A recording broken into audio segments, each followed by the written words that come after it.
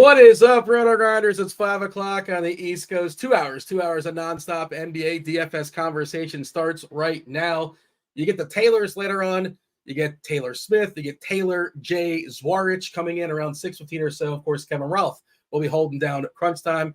Myself and Will, the Chief. It's been a while. It's been too long.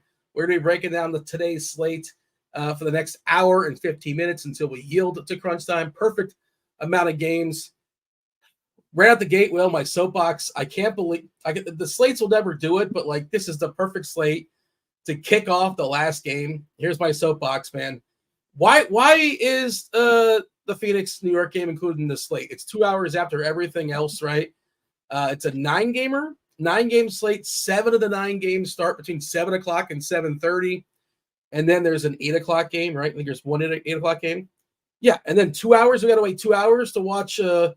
Grayson Allen, we just can't we if you wanted to leave the house, Will, this would be the perfect time to leave the house on a Friday night.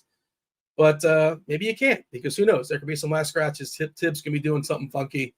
But there you go. Are you with me on that, Will? I feel like the people would be okay with that. Play Showdown if you want to play Showdown for New York and Phoenix. But I love a sprint slate. This will be a beautiful sprint slate. But I'm probably going to stop playing anybody anyway. Here's what I would say, Dean. Do you remember back? Let's go. I don't know, 5-6 years ago. It feels like it might be shorter than that, but it feels like 5 or 6, Dean, which we might be aging ourselves here, but that's okay. When DraftKings, FanDuel, all these sites decided that the Monday game was not going to be included in the main slate. The NFL main slate. Yeah. Now, if we go way back, it was Thursday through Monday, but then they decided it was going to be Thursday through Sunday was more of a boutique offering, and then main slate starts Sunday at 1, ends Monday night after Monday Night Football. And you could be winning $1 million on Sunday evening, and then Monday night you just get destroyed, right? That's an example. Then they said, well, let's take away the Monday game. Then they said, well, wait a minute. Let's take away the Sunday Night Football game. Now, they got more creative, Dean. They generated more revenue with showdown slates. Showdowns become a big thing. I think DraftKings feels really good about their decision-making, right, in terms of making smaller slates, but making these little ones more appealing. Why can't we do that for basketball? Nobody wants to wait around for Suns Knicks at 10 o'clock when all the other ones end around 8 or 9. Get rid of that thing. Let it be its own big showdown slate and go from there. I don't think Phoenix and Knicks is going to impact this slate at an incredulous rate. I'm with you. I think we can get a little bit more creative here. I do know that DraftKings has the DraftKings Pick 6 out now in a couple states, and they just expanded it to, 6 or 7 more states this week. Is it available for you? I don't think it's available here. I saw it. It's not available. It is available in South Carolina, but we don't have the sports book, so it should be offered. We should have been the first state to get this. Our Governor McMaster. Anyway, I'm not going to get into that. But at any rate, I definitely think getting rid of this late slate, especially when it's Knicks, and when the Knicks are on the slate. Come on, guys. Give us something here. And Dean, guess what? If we're going to do that, I'd even be in favor of getting rid of all the 10 o'clock slates. Hear me out before we do this, and everybody gets crazy. They're like, wait a minute, that's Sacramento, that's the Lakers, that's the Clippers. Get rid of it and then just keep them in their own slate anyway. And that way everybody can count their money before 12 o'clock. They don't have to stay up till 1 and see if they've won anything. And it would just be freaking amazing. Dean, I'm going to shut up. I'm going to hand it back to you. This is why I can't come on the air. See, you leave me out this long, and then I have to go through all these shenanigans. We didn't prep that. I was just throwing it your way, and this is the way I felt. And I felt like nobody feels as inspired about this as I do. Nobody cares. And it's like, well, wait a second. Will feels just as fired up as I do. Well, I'm fired up about this, Dean. I'm glad we are in agreement.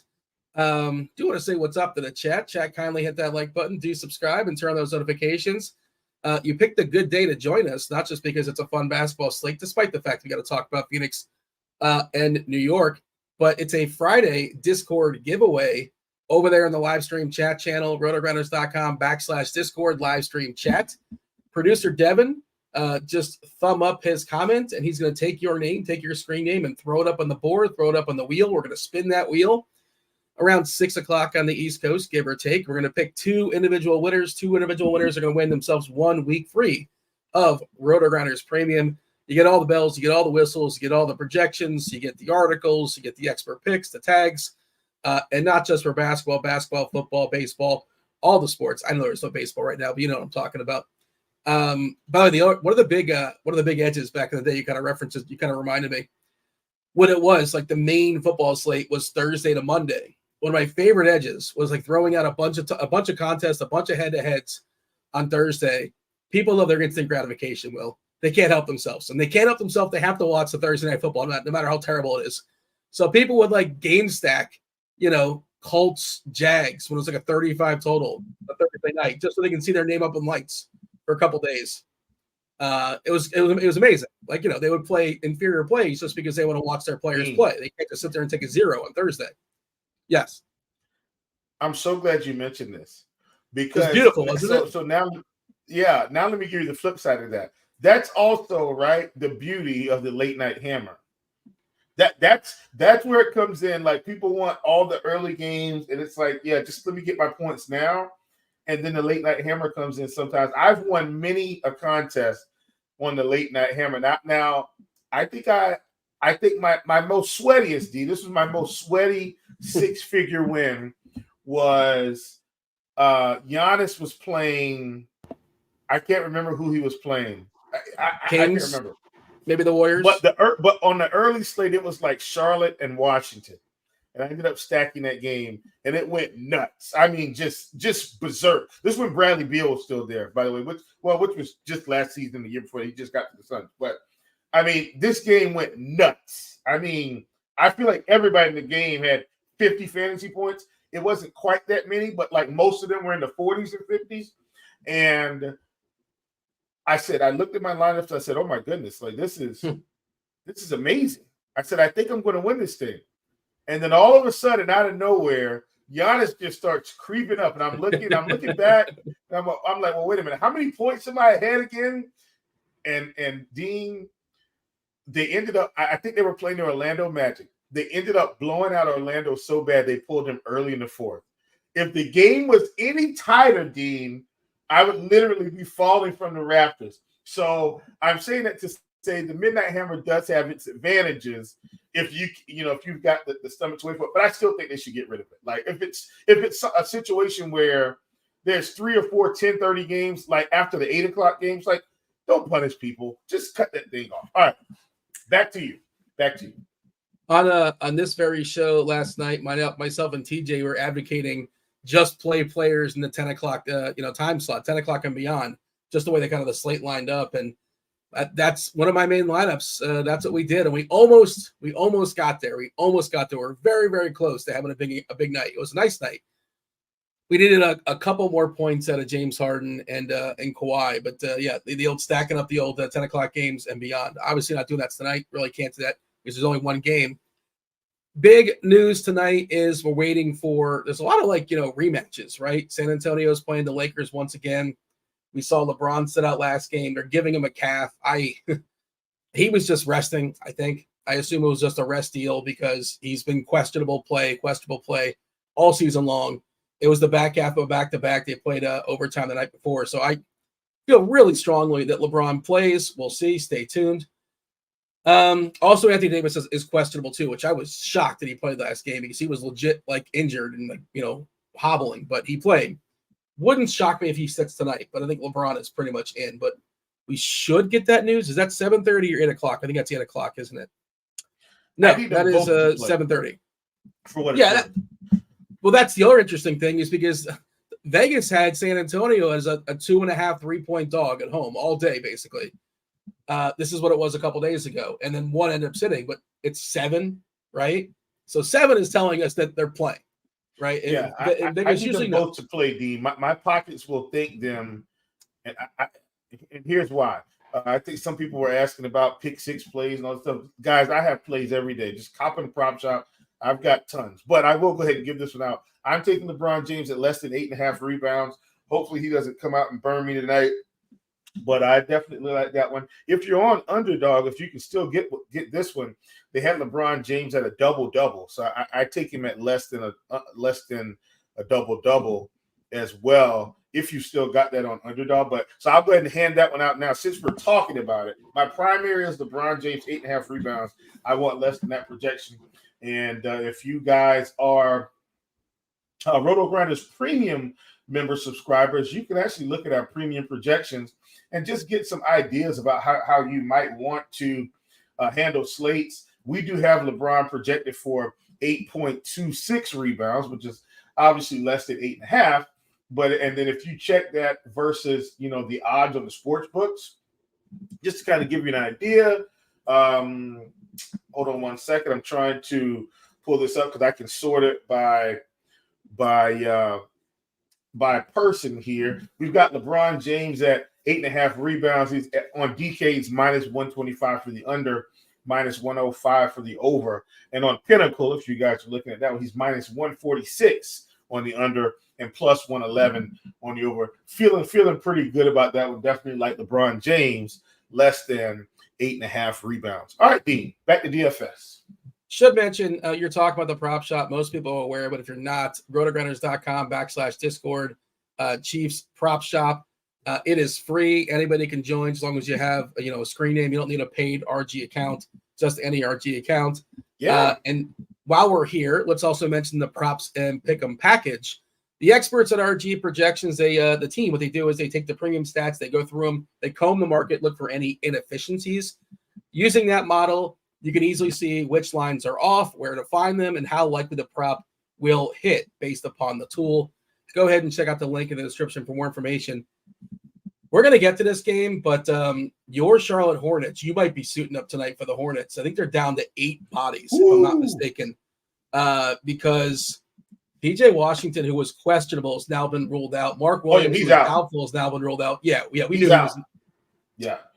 So I went to UCF, so feel free to double check my math, but I think it's just Rozier, Miller, Hayward, Bridges, Richards, McGowan, Storr, Smith, Bouknight. And if nobody's coming up from the G League, I think it's just 8 dudes. Yeah, so 9. Wait, hold on. Oh, it's 9. See, there you go. That's why you got to double check my math. UCF. Yeah, it's 9.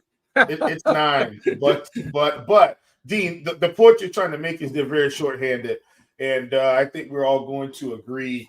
Are we just going to start with this game? Is that what we're going to do? Because this game I really like tonight. No, the news just broke. We'll get to it. We'll get to it. But I know it's your team, and and you know what? The conversation we're going to have about Detroit and Philly and Indiana, Washington, which is that's the premier game. Obviously, I believe this is the highest total I've ever seen. It's possible I missed something, but Indiana, Washington is now at 260.5, which is just completely insane. I also theirs just keep going up. By the way, Dean. Yeah. They just, I think last week we had one, I don't know, 258, 257, 256, or maybe a couple weeks ago. It's like, oh my God, it's the highest we've ever seen. And here we are sitting here today in 2023, and it's 260.5. The Pacers are the constant. It's the Pacers versus Milwaukee was 257, 258. The Pacers versus Atlanta this year. Yeah. It was 257, 256. But yeah, Washington, Indiana, these two teams have played earlier in the year, and I believe the total was 261. Maybe 262. So, yeah, that game is going to be wild. There are other, injuries we're keeping an eye on, but I figure I wanted to mention the Charlotte one as it broke. Boston's another big one too, because they're going to be without most likely Porzingis, who's officially doubtful. Horford's out on the back half of back-to-back, and I believe Jaylen Brown. Yeah, he's still doubtful. No, he's questionable with his knee. Okay. What is doubtful, highly, highly doubtful, is the Pistons winning a basketball game. The Pistons, their losing streak can now legally purchase alcohol. It's 21 games. The Pistons have lost 21 straight games. They are 16-point dogs tonight to Philadelphia. This is also a rematch where the Sixers completely shellacked them last time out. 234.5 is the total. Philadelphia is again, 16-point favorite. Embiid annihilated this team. Wait, hold on. Mike, is this am I confusing my games, or am I thinking Philadelphia played Washington? Doesn't matter. They're going to destroy Detroit. Same sort of scenario. They're massive favorites here. Jalen Duren is officially out. Bagley is out as well as far as Philadelphia. They are fully healthy. It's just a matter of, Will, do we get 4 quarters out of Embiid? Because if we do, he should annihilate, Beef Stew. If they're throwing James Wiseman at him, which is hilarious, good luck. It's just a matter of, like, can we get 36, 37, even 35 minutes out of Embiid against Detroit? Because we can. You got to love it. We do, wait for it, live in the world of a salary cap, and you can only get so many studs, but he looks incredible. What is your thoughts when it comes to the Pistons and the Sixers? Well, my thoughts are, Dean, I'm going to challenge you on this because things were going so well for us, Dean, and now we're about to not be friends. Temporarily during this game. Dean says, can we get 4 quarters out of Embiid? I want to challenge Dean. Do we get 3 quarters out of Embiid? If we get 3 quarters, he's still very capable of 70 fantasy points in this spot. As we saw the other night, I mean, I think he finished the half with 40 and 10, 40. It was some stupid number. We're sitting here like, I mean, you just have to play him, right? And I think for me right now, Dean, with Embiid, it almost doesn't matter the spot, but these soft matchups, like he could very well have 30 points in the first half and, 8 rebounds, 3 assists, or 2 blocks. Realistically, he'll probably have somewhere close to 20 points, real points, and probably 5 rebounds, 6 rebounds, 2 or 3 assists, and maybe a block or a steal. But even still, like, he's on pace at that point to still annihilate the slate. If he scores 10 more real points, picks up, for what it's worth, I think at the low ownership we're going to get on him tonight because of the price, I think in tournaments, man, you just play him. Especially if you're in mass multi-entry, because there's a world where he doesn't get there, obviously. But I think the Pistons can keep up enough for him to just, go out there and torch them real quick and have a break late in the fourth quarter. There are lots of dominoes to still fall on the slate for sure, but currently, ownership-wise, nobody in this game is getting double digits. The most highly projected person currently on DK is Melton at 9-ish%. On the other side, Bogdanovich. I guess he's the best run back, but he's not cheap anymore. He's 6'8", but he's probably the best option dollar for dollar. Embiid, we're looking at it around 8%. I don't make a lot of lineups. He's probably going to be in one just because, again, he could put up 85. He was well on his way last game, like you were talking about, and it was against Detroit. I did remember it correctly.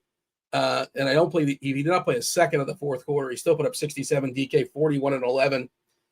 And it was Washington before that. So I did remember him playing against both those terrible teams, and not to do the whole game log thing. And I guess it's benefits of good matchups. 67, 61, 71, 79 DK. In his last 4, that's Washington, 2X, Atlanta, and Detroit. So the matchups. Go before those last 4, though, DC. If we're gonna do it, let's go all the way, right?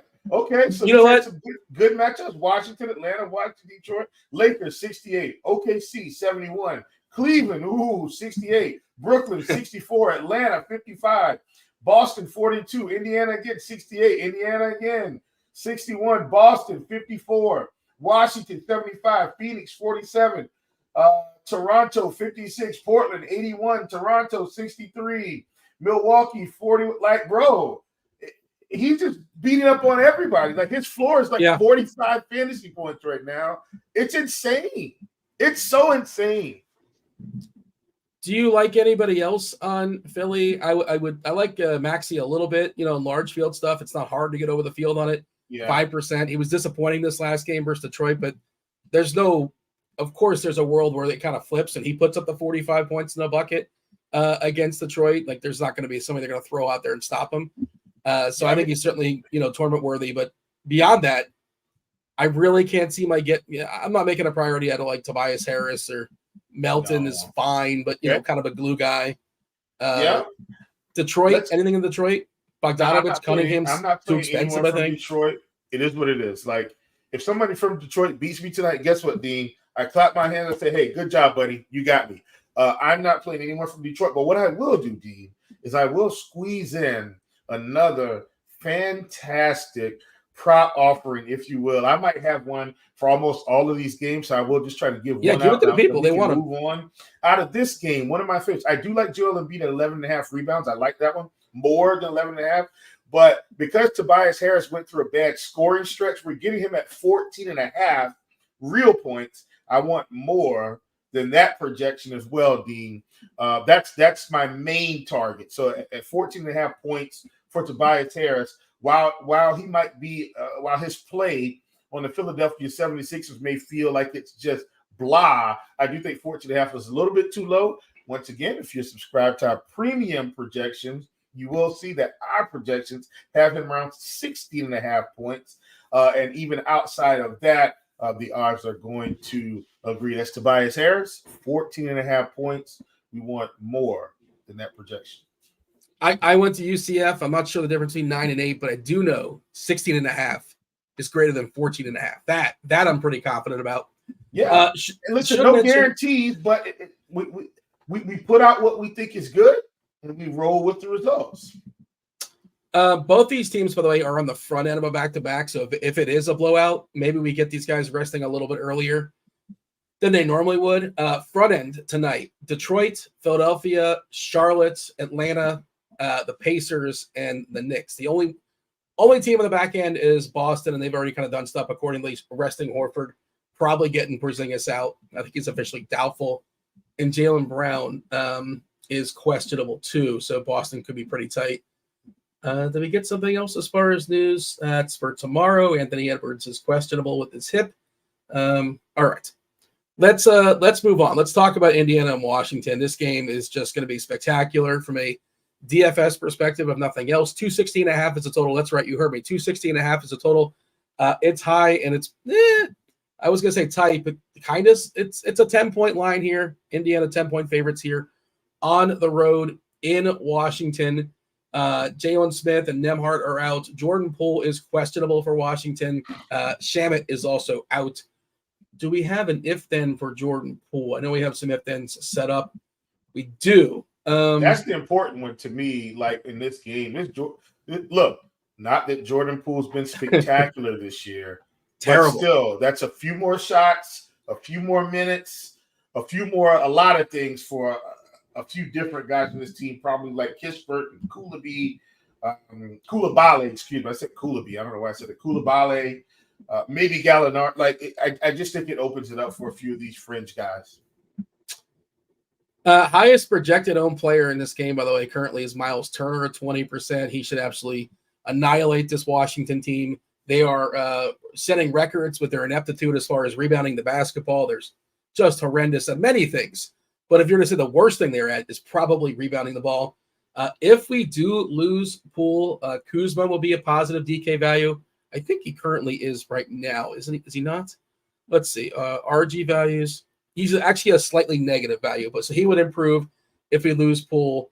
Denny Avdia would also be a positive value. He's currently a slightly negative play. The only positive RG values in this game, kind of surprisingly, because prices have changed, is Halliburton, who seems too cheap, especially on DK at 11.3 and Miles Turner at 7.5. Love both of them. But, like, here's the thing. We love Embiid. I assume you'll talk about it. I assume you love Halliburton as well. You can't love everybody that's 10K. That's not how this works, right? You got to be able to. It is how it works, D. You play multi-entry. You put these guys in the group, and you make a decision. Yes, but at some point you got to prioritize him and say, like, who goes to the back of the line, who goes to the front of the line. D, I different don't know. positions, obviously. Yeah, I don't know tonight. It's tough. Well, here's what I'm saying. I think you can play Embiid. I think you can play Halliburton. Well, okay, we might need to. So here's the obvious thing that I think we haven't talked about. There's a 3K center out there that's going to open up all of this stuff, which is why you can do it, right? Like, that's the main reason you can probably play a stud or two, even at an awkward position, and still make it work some. Like, you get a 3K center, it's how it works. And I know you know that, but I'm just saying, like, tonight, I think that's the great equalizer. It's a 3K center. Queta for Boston with Horford out and Porzingis officially doubtful. It's a really interesting conversation because it brings in the old opportunity conversation, especially on FanDuel. You can only roster one, and we love Embiid, but if Embiid puts up 68 and Queta, let's say he puts up 25 for argument's sake, you probably, you know what I mean? Like instead of getting Embiid, now all of a sudden you're spending your money on Halliburton, or you're spending your money on LeBron or Davis or Wembanyama. And those guys put up 70, 75. Embiid is worthless. He's all of a sudden worthless. And you're probably not finding a 3K, a 3K guy at small forward that's going to put up 25 fantasy points. That kind of would counter Queta. So it's a really interesting conversation. But if Queta puts up like 17, right, which isn't horrendous, but like then say Embiid puts up 75, 80, say Davis puts up 75, 80, say Mbanyama puts up 75, 80. I know two of those guys are power forward eligible, but you know what I mean? Work with me. Miles Turner, right? If you have two centers just completely break the slate, then Queta, despite like being the quote unquote good math play, right? Then he kind of like he suppressed your ceiling. So it's a good conversation. Can we talk about that then for a second? Because I think sure, you brought it up. You know me, Dean. Like I love like construction talk, and this really gets me going. So here's what I'm thinking. I think if you're playing Queta, in my estimation, which is in terms of how the field will build, if you're playing Queta, I think what we're saying is we're going all the way stars and scrubs in some fashion, right? Because if we're playing him, we're probably trying to jam in two studs and then kind of build around those guys. For me, Dean, I will say I think there's a path tonight where you can play everyone under 10K, maybe 9.5. I think there's a path where that works. And I think we'll talk about it as we go along. But there's like two games that I think, two games where I think we've got some pieces that can really blow the doors off this thing if everything comes together the right way. And I think that's a build we can get away with tonight. You'd be giving up a lot of upside with Embiid, with Halliburton. Like once again, this game's got a 260 total. I'm not trying to ignore this game. Yeah. Like that. I mean, if it goes, you get any type of upside from any of these guys, like you may be behind the pack. But once again, I think there's a way for us to build tonight without going all the way up and getting just a touch more balanced and having some upside available to you even still. What is your plan for Indiana, Washington? Because it's really tough to just like say, nah, I'm going to ignore that and just move on. Okay. Halliburton, spectacular. Miles Turner looks great as well. Kuzma's been really good. Like when they're not getting blown out, he's like the guy like keeping them in games. And the matchup versus Indiana is great. I think he's a pretty good run back. He's not cheap. You got to pay for him. He's not a great math play per se, but if you're making a game stack, I like him. I certainly like him more if Poole is out. Avdia, again, he's fine. I like him more if Poole is out. And I feel the same way about Tyus Jones. I don't know much else as far as, I guess Gafford's okay, but like they can only play him so many minutes, it seems like. He's another center that, what is he really going to do? Is he going to give you 30 points? I guess he can. Probably doesn't kill you. But stretches. If he gets 30 minutes, he's got 40-point upside. If he gets 30, like he's had some stretches here where he's put up, 40 fantasy points, 38 fantasy points. Like I think he's fine. I do know that in order for me to really get involved with this game, I do think in terms of the game stack, what's that? Poole officially in, and not mean to cut you off with the news. No, that's fine. That's important. So Poole being in theory, Dean, and wow, just hear me out here. Hear what I'm saying. In theory, this should make this game more competitive. In theory. Unfortunately, Poole has not made anything very competitive here on this team. So we'll see how it goes. But him being in should make them more competitive, give them another starting body. He will have some games where he can score more than 15 real points and more than 21 real points, and then more than 20 real points. And in those games, they should be more competitive. So for me right now, if I'm playing this Washington Indiana game, I'm probably fading Miles Turner because our ownership on him is around 20%, Dean. And even on an 8-game slate, I'm willing to fade Miles Turner, even though like he's been good. He could easily play 28 minutes in this game, 25 minutes in this game, get into some wonky foul trouble, and just be out. So I'm willing to fade him and play Halliburton, and then just run some skinnies with Halliburton, Jones, and Kuzma or something like that.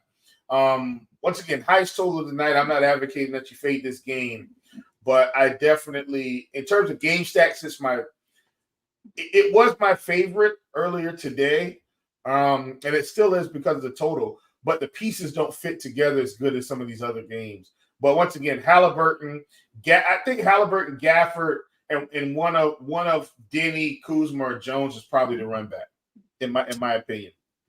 So pace, who's the fastest team in the league? It's Indiana. Who's the second fastest team in the league? It's Washington. Defensive rating, who's the worst defensive team in the league? It's Washington. Who's the third worst team? It's Indiana. Charlotte, by the way, your Hornets in the middle. We'll talk about them shortly. And then Indiana's got the best offense. So the best offense going up essentially the worst defense. I mentioned the rebounding rate. Washington's rebounding rate, 44.1%. It's 3 percentage points lower than the second worst rebounding team. It is historic how bad they are at rebounding. Yeah, and I think Washington's giving up, if I'm not mistaken, Dean, and you can look this up, at least when I checked the other day, I think Minnesota is the team that limits rebounds the most in the league. I think Washington is giving up 10 or 11 more rebounds, total rebounds now per game, than the Minnesota Timberwolves. I think that's the gap. I think it's 10 to 11 rebounds more than the best rebound team, which is pretty significant. Opponent total rebounds per game. Washington 57.7. The team that gives it the fewest to opponents is New York at 48.9. So correct. About 10 then. About 10. And that will fluctuate some, but yeah, still it's still like it's almost 10 rebounds more per game. It's bad. So like my favorite cheap play in this game would be Tyus Jones. I wish they played him a few more minutes, but like if we're giving him 29 minutes versus Indiana, I feel okay about that. If I'm making a little bit of a game stack, if I don't have the salary for Kuzma, we're probably even going like 2-2, 2 Pacers and 2 Wizards, Kuzma and Jones. I'm okay with that. Avdia, you can run out there, and I guess you can play pool. I don't feel great about it, but you certainly can do it. You mentioned Turner, talking about if you don't like Turner, I don't think it's nuts. This is more large field stuff to play Isaiah Jackson, but he's also got that center rule where he's center and center only, and there's an opportunity cost. We're only projecting him for 17 minutes, but again, that's large field, ambitious, tell yourself a story stuff. You got anything else here, or shall we move on? No, let's move on, man. I got a game I really, really, really want to talk about. I have a feeling I know what it is. Well, it's going to be the Pacers. Nope, the Pelicans and your Hornets. 232.5 is the total. The Hornets are currently 8.5 point dogs at home. We're looking at 9 bodies, right? With the absence of PJ Washington. PJ Washington not playing basketball tonight. For your Hornets, they're also going to be without Mark Williams. That's been the case for a while. LaMelo, same deal. New Orleans, they've gotten a lot healthier. The only thing they have going on there that really matters is Zion. Zion's currently questionable with his ankle. If he doesn't go, the New Orleans side, the studs will be pretty condensed. To be Zion will play. Yep, will play. Yes. Yes. Why are we excited about Zion playing? You have Zion man. bets, or explain your excitement? I'm so excited. Let me backtrack, Dean, out. This is my game that I really want to discuss here tonight. So if you can get this on DraftKings Pick 6, this is the best spot I found this in today. You've got Buddy Hield came in at 5.5 rebounds. We want less than that production on DraftKings Pick 6. If you can get that in with a couple other things, that was the best place I found it. It was around 5 across the industry on most of the pick'em sites. I think it did get down to 4.5, which is where it should have been, in my opinion. Back on Prize Picks, I still like less than that as well, but no need to play it there. You can get it on Underdog at 5. You can get it on DraftKings Pick 6 at 5.5, which is just spectacular. Best spot of the day, in my opinion. Buddy Hield, 5.5 rebounds. We want less than that projection, even though they're facing the Washington Wizards, who can't clean the glass with a brand new bottle of Windex. All right, back to the New Orleans Pelicans and the Charlotte Hornets game. Here's why I love Zion so much. 7,900 D. The price has plummeted a little bit on DraftKings. Zion should probably be, in my opinion, 88 to 8,900 in this type of spot. Tonight, we've got him at 7,900 because his production has fallen off a little bit. Let me tell you something. I think Zion is in the spot of all spots. I think he could crush here. When I looked at it today, I know he's right behind Brandon Ingram in terms of usage on this team. Both of them, I think, are at 29%, and he's just slightly behind, just ever so slightly. I think he's averaging, if I'm not mistaken, either 1.2 let me look that up, because I don't want to lie to the general public here, Dean. I want to make sure we got this right, especially when I'm about to make a full clarion call to play Zion Williamson tonight. Yes, 1.25 DraftKings fantasy points per minute, 1.24 FanDuel fantasy points per minute, and I think he has the opportunity for some increased fantasy points per minute tonight, not necessarily because of the minutes, because of the production, and I just think he's going to crush the Charlotte Hornets tonight with this limited lineup. Now, while I think he's going to crush the Hornets, I think the Hornets are going to be able to stay in this game, Dean. And I think that's going to push the envelope here. Here's why I think they're going to stay in this game. And I had a conversation with one of my friends about this. A lot of times when we have limited bodies, we think about a team being there and it's like they're going to get blown out. Well, think about this, Dean. The starters are going to kind of play across the line a little bit. So when New Orleans starts off the subs, they start bringing in Trey Marshall and Dyson Daniels and Jose Alvarado. Guess what they're going to see? They're going to see Terry Rozier, Brandon Miller, Gordon. They don't have enough bodies. So while we think teams get blown out, if Charlotte can hang around, they may be able to close the gap or keep the gap really tight because they're not going to have a traditional sub pattern. Do you get what I'm saying, Dean? So I really like this spot, just the game in general. Terry Rozier at 8,700 feels like a really good tournament play to me. Miles Bridges, I think, is a good tournament play.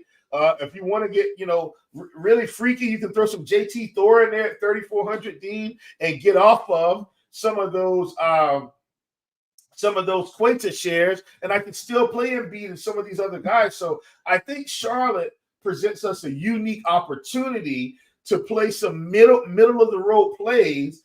What if Rozier, because we've seen Rozier go for 50, 60 in some of these spots already, Dean.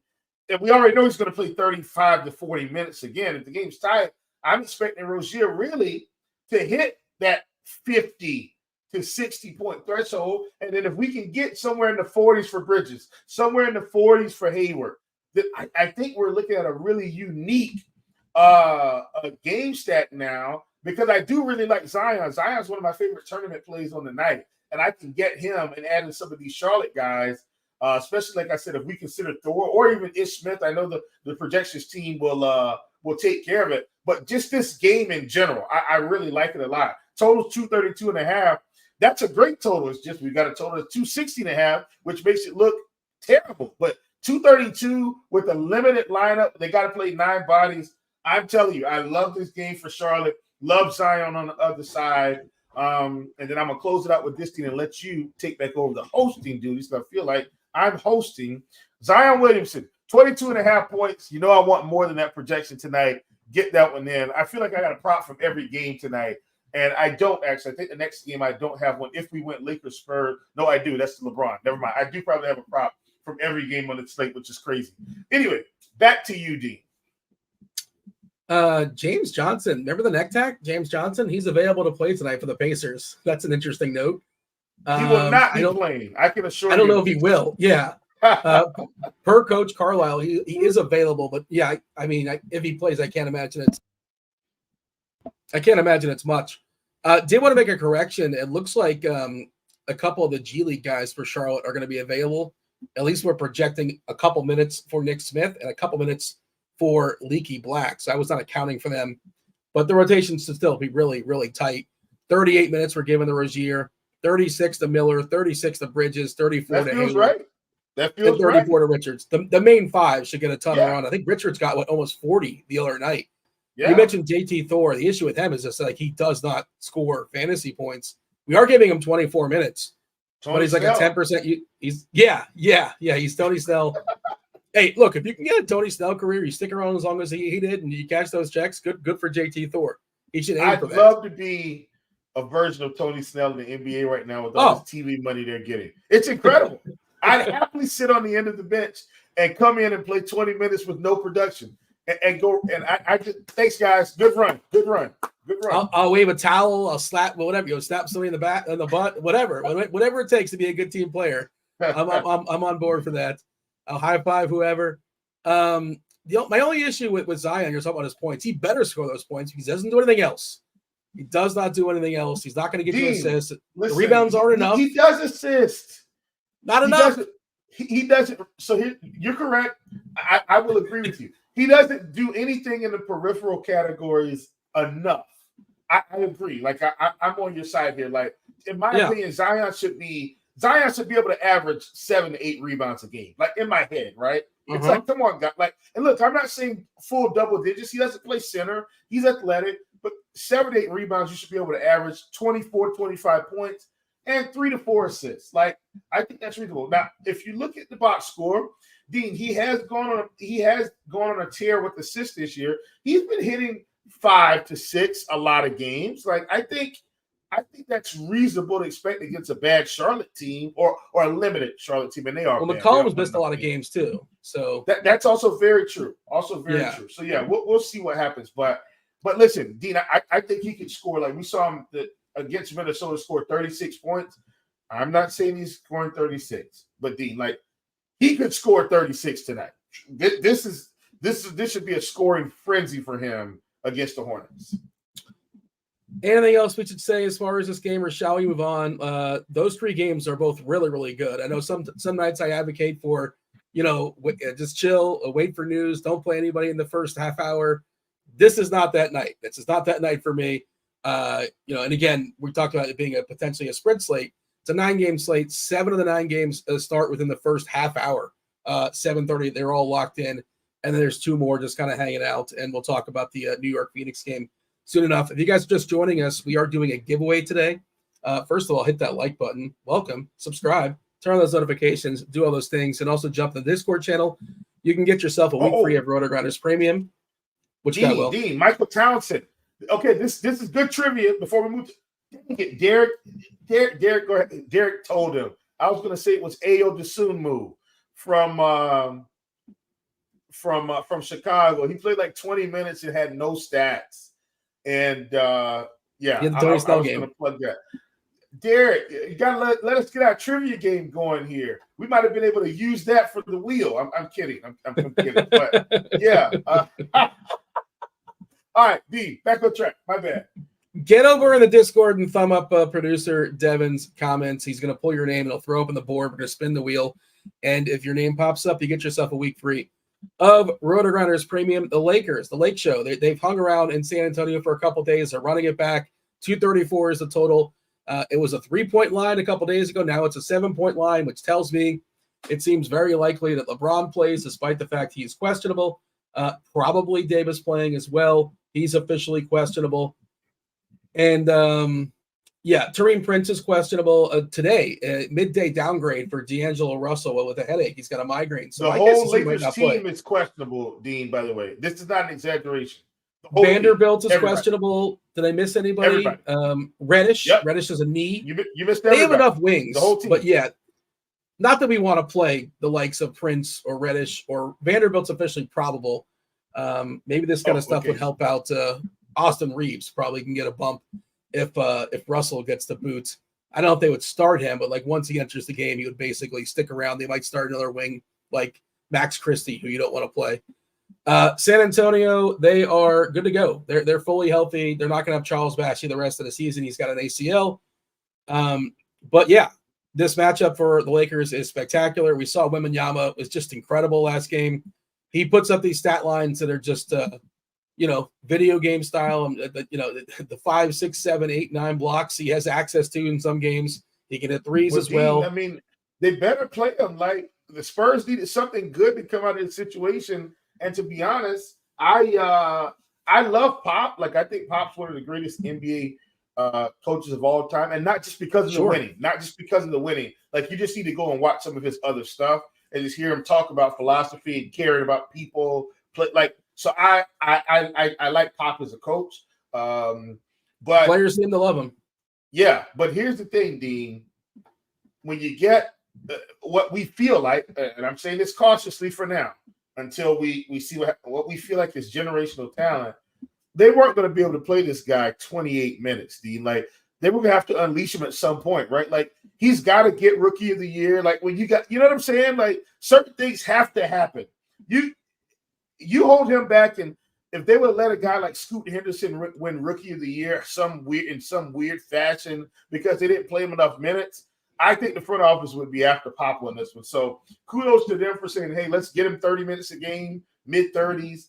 And, we're seeing what he can do. The shot attempts, taking close to 20 shots a game. You talked about the steals and blocks. The rebounding obviously has picked up too since, they've kind of moved him to center, if you will. So I like Wemby, and I think the price is worth the cost of admission here at 9-1 on DK. Still plenty of meat on the bone at that price. That's a little bit too low, I think, for where he should be. He'll probably be a 10K player in 2 weeks if he keeps this up. By the way, Holmgren has really closed the gap on Wembanyama for Rookie of the Year. He was actually ahead of him not too long ago. I just pulled it up on the fly. Depending on where you're shopping, they're both minus 120 on DK. Wembanyama is a favorite there in FanDuel, minus 150. Holmgren plus 105. But yeah, Chet is not winning Rookie of the Year this year. And I don't have anything against Chet unless Wemby gets hurt. I don't think so either. Yeah. But OKC is like a rising team, and San Antonio's not. And that stuff sometimes can be a tiebreaker. MVP, yes. Rookie of the Year, no. I'm saying in the MVP race, they're not going to give the MVP to a losing team. Rookie of the Year, I think by the end of the year, Chet's not going to be able to keep up. He's got it's a lot of miles on that OKC team. But I digress. Yeah, I think it might be just whichever one's still standing into the season. You know what I mean? Like, not that I'm rooting for injuries, but both those guys feel like players that might not be able to play 82 games, give or take. Okay, but this is DFS. We care about tonight and tonight only. Tonight, Anthony Davis is too cheap at 10-3 on DK, just 21% ownership. Again, he's super expensive, and that's kind of the problem with this slate is like you have these great prices on they're expensive, but still great prices. Davis is expensive, but a great price at 10-3. LeBron is expensive, but still a great price at 9-7, especially if one of the other doesn't play, then the other one gets elevated, like for sure. It seems like they're both going to play. I think if one doesn't play, it's probably Davis. But again, we should know this news at some point. Oh, Amanda. That might be the post of the day. Devin. Amanda might win post of the day. Oh, my gosh. She says, Spurs versus Pistons, January 10th. Both teams might still be on a losing streak. Amanda, you win. You win. Oh, my gosh. Detroit's lost 21 straight. And I think San Antonio's lost 17 22. Or 18 straight. Wait, no, you're assuming they're losing the Philadelphia. Oh, they're losing tonight. Well, okay, you're already putting it in the L column. Fair enough. Oh, yeah. They're going to mush me and win, Dean. Guys, if you just heard my comment, you might as well go ahead and go hit the Pistons. If nothing else, you probably need to hit the points. Pistons to win this game at what, plus 750 looks like? Yeah, I take that. Listen, Dean, it's almost a profitable strategy to just start hitting the Pistons now. And I know I took this back, but like at some point they're going to win a game that they shouldn't. And I'm going to pull up I have to pull up their schedule now. Unbelievable. We got to find the game that they're most likely to win. But yeah, talk to me about the Lakers and the Spurs. Yeah. I think Gasol is in play. At 6'3", pretty interesting as a mid-tier play. I'm okay with Keldon as well. We got to stay tuned for the Lakers. If Russell sits, I think we get a boost out of Reeves. Some of the wing stuff might look better, like incrementally, but I don't like none of those guys. Like for me, Max Christie or talking about trying to think the other guys would get these incremental bumps. Like who really cares about Christian Wood? I guess you talk to me about the Lakers and speculate. So on the Lakers, we've got if D'Lo sits, then Austin Reeves definitely going to get a bump. I do like LeBron. I do like AD, of course, and I think it kind of stops there for me.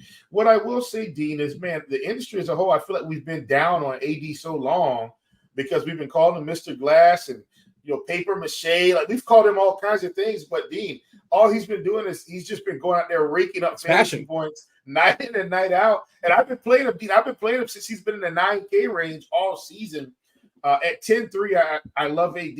I don't mind LeBron. Egg on our face and egg on the coaching staff's face, thinking that they were going to hold him to 25 to 28 minutes some of these games. All he's doing is playing 35 minutes a game yet again this season, still looking like one of the best players in the NBA. And he's 9,700. And so he's 38 years old, and it's insane what he's doing. Yep. We're just like, it's ridiculous. By the way, I don't know if you mentioned this, but Jaylen Brown officially in. Porzingis remains doubtful. Yes, and DeAndre Hunter also ruled out. We'll talk about that soon enough. Yeah. By the way, I found the game. Detroit has the Jazz home in Detroit. The Jazz, December 21st on a Thursday night. We're probably not going to have Jordan Clarkson. I think he's going to be out for like 2 weeks. So no, Clarkson's not going to be there. I still think Utah gets that game. Well, probably, but I'm looking for one game. Like, yeah, you're looking. But see, I'm talking about a game that's improbable, Dean. Like, they might actually be a slight home favorite in that game, like -1.5 or something. With you, I'm talking about one of these games against the Pistons, against Philly, where they're like +750. Like, that's what I want. I want one of those. By the way, the thing everybody forgets, Detroit was 2-1 this year. They were like at the top of their their conference, their division. Oh, God, they beat your Hornets. They beat your Hornets this year. I know. Yeah. I know. Don't remind me. But so yeah, AD and LeBron, like, I think those guys are fine. And Dean, this is why I'm saying, as crazy as it sounds, I think you take these big time players, because where else are the big time? So here, let me say this: I'm not playing Devin Booker tonight. I'm not playing Kevin Durant. I'm not playing those guys because I don't think they have enough upside as the other guys. So I guess when you're saying draw the line, like, I'm not playing 10-4 for Booker. I'm not playing 9-8 for Durant. You're asking me about Tatum. If you were to ask me about Tatum at 10-1, I don't hate it because some guys are out, but like Jaylen Brown's not out. So I still feel like, even though Porzingis is out and he'll probably have some increased production possibly, they're playing Orlando, who's actually been a pretty good defensive team this year, slower paced team. So I feel like he should be limited, right? So I'm not as into Tatum. I understand Tatum could go out and drop 80 fantasy points. Like, I get that conceptually, but realistically, he should not. So when I look across the slate, Dean, all the studs that I want to play are in these 7 o'clock games. Embiid, Halliburton, LeBron, AD, Victor Wembanyama, probably Trae Young, probably Scotty Barnes. Like, that's it. So it's not as many as you think, and that's why I think if you can get creative with construction, I think we can play 2 of them or one of them, and if you have enough lineups, you can have enough of all of them because it's an 8-game slate. The ownership's not crazy. Like, even having this much ownership on AD versus Embiid tonight still has me very intrigued with Embiid, as an example. So, yeah, there you have it. Yeah, I mean, you're hoping that like LeBron and Davis both get theirs, but just Embiid gets his plus some, right? He outscores them both, but both those guys get like their standard output. Like LeBron and AD put up around 51, 52, which is not going to destroy anybody, not going to make anybody. But Embiid puts up 65 or so, 70, and he's separated himself, and that's an interesting angle for sure. Atlanta, Toronto, 241 is the total. Another big boy total. It's high and it's tight because Atlanta's just a 1-point dog here. We just got the news that DeAndre Hunter is ruled out. We know Jalen Johnson has been out there for a while. Toronto is fully healthy. Christian Koloko is out, but that's not something that's worth acknowledging. A good matchup here for Toronto. Good matchup. Some studs that just won't get played. I guess studs is a liberal term, but Scotty Barnes and Pascal, they're good. They're really, really good fantasy players. Dennis Schroeder, I guess now I shouldn't say he's a stud, but a pretty good value play, I suppose, if you want to put that angle on it. Revenge game. This is another game they're running back. A lot of these games tonight, they're running back. They played a couple days ago. Mm-hmm. We saw Pirtle get off in that game as well, too. With the Atlanta injuries, we're seeing some more crossover with their centers, with Okongwu and Capella. Their minutes are much more solidified. They add up to like 55 now these days, as opposed to the 48 they would chop up for the center position. You mentioned Trae Young. I like Trae Young. I'm having a hard time prioritizing him over guys like Halliburton and Embiid and Davis and LeBron and Wemby, but I'm not going to say you can't play him. How are you handling Atlanta and Toronto? Trae Young is another one of those studs that I just want to get to, just because of the slate. Like Dean, if this was last season and we saw a 241.5 total, we'd be all over Trae Young in this game, or at least in more of a discussion. But tonight, because we have a total of 260, this game feels like it's falling behind. But Trae Young is Scotty Barnes to me in terms of maybe trying to set up some lineups, Dean, to have those as your anchors. I like it because once again, if this game is high pace, high scoring, as you've talked about, like, do I think Embiid can get to 70, 80 tonight? I absolutely do. But once again, if he falls in that 58 to 60 range, then Dean, if I get Trey at 55 and Scotty at 55, as an example, then I'm making out like a fat cat here. And that's an old school expression. Hopefully all the young people know what that is. So yeah, I like these two pillars, Trey Young and Scotty, is kind of as anchors for this game. And then if you want to squeeze someone else in, because of the Hunter news, like if you want to get to some Sadiq Bey or play a little bit more DeJounte, okay, like I don't mind that at all. I see Tony 2X, he's saying folks stay sleeping on Siakam, and I don't really think it's sleeping. Siakam doesn't have the same numbers this year as he does last year, and Scotty does, and I don't dislike Siakam. Like, this is a great spot for Siakam, but if I had to choose between Scotty and Siakam right now, in terms of consistent production across the board, I'm absolutely going to take Scotty for $700 more. I feel like he's more likely on a game-to-game basis, Dean, to hit ceiling than Pascal is, just because of how the roles have shaken out. Even if you just watch the games, like Scotty's he's just so involved. So I like this game as well, and I definitely don't mind some skinny stacks of Trey, Scotty, Trey, Pascal, DeJounte, Schroeder, like stuff like that. And you are muted, Dean. I've been coughing too much, and I thought I've been doing a good job as far as you have been doing a good job. You're doing a great job, not a good job. You're doing a great job. Thank you. As a matter of fact, let's just folks. No.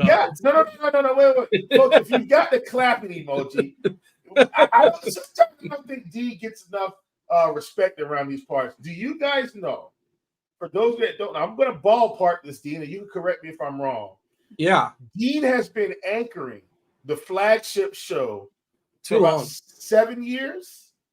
It's been a while, yeah, for sure. I've been getting grayer, for sure. Dean's been anchoring the flagship show. Co-hosts have come and gone, started new companies, done all this stuff, and Dean is here continuing to crush the game. A graduate of UCF can keep a stable job. Who knew? That's just a joke. But ladies and gentlemen, come on. Let's give it up for our good friend Dino here. I mean, he's just holding it down.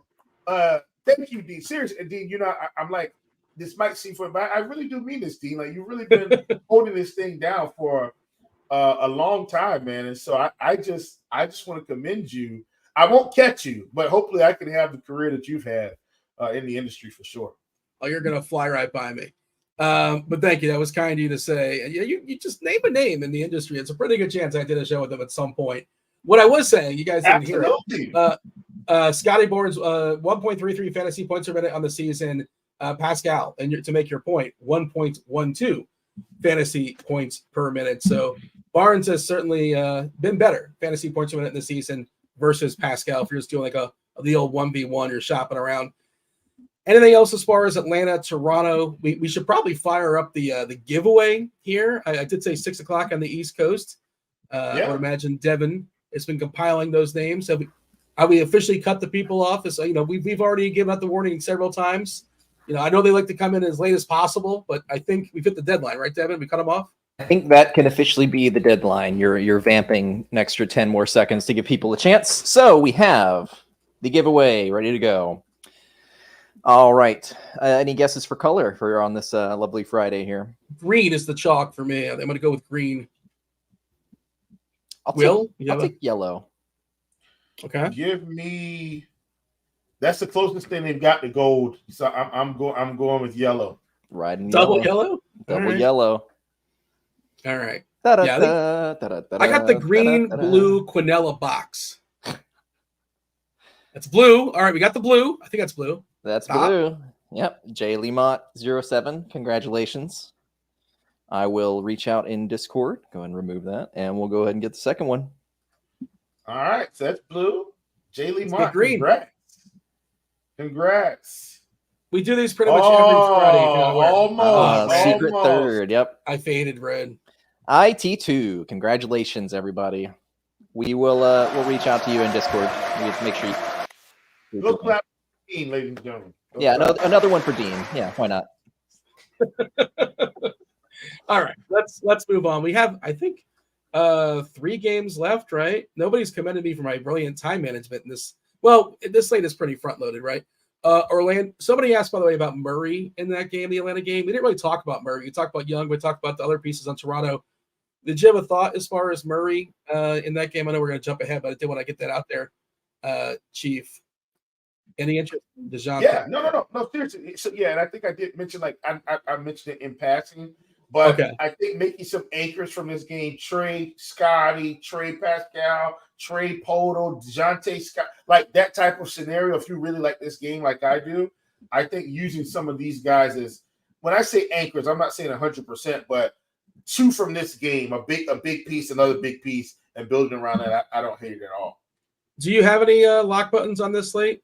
Like just lock. That's it. No. Lock button? I don't have the lock button on this slate. I think it's too many good spots. I will say this: if there was one button that I may have made an attempt at the lock button, it probably would have been Wembanyama at 9,100. But once again, I don't think that's necessary tonight. Like he's not like 7,500 where they just mispriced him or something like that. So he would have. He was to start the year, right? Wasn't he like six? Yeah, he was somewhere up in there. Yeah, somewhere up in there. Mm-hmm. He's worked his way up to. He's basically a 9K guy, if not more.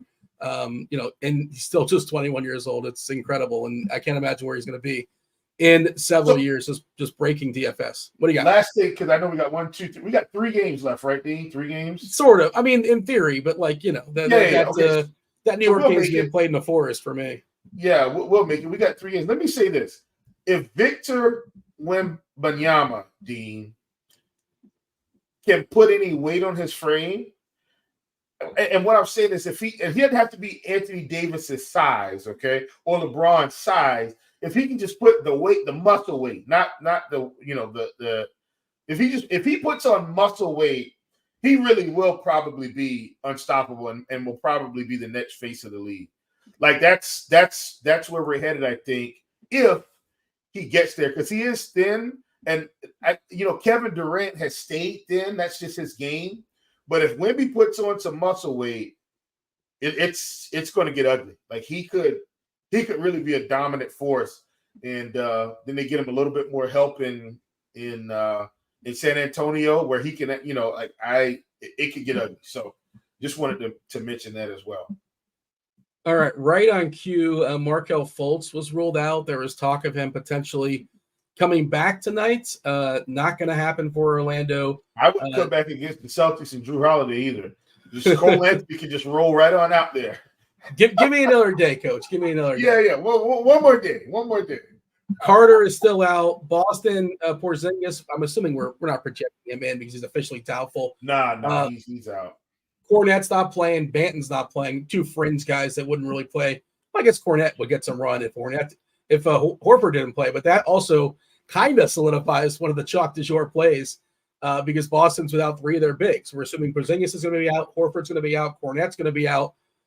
So I guess we kind of teased it earlier as far as the conversation. We're looking at 66% projected ownership for Queta.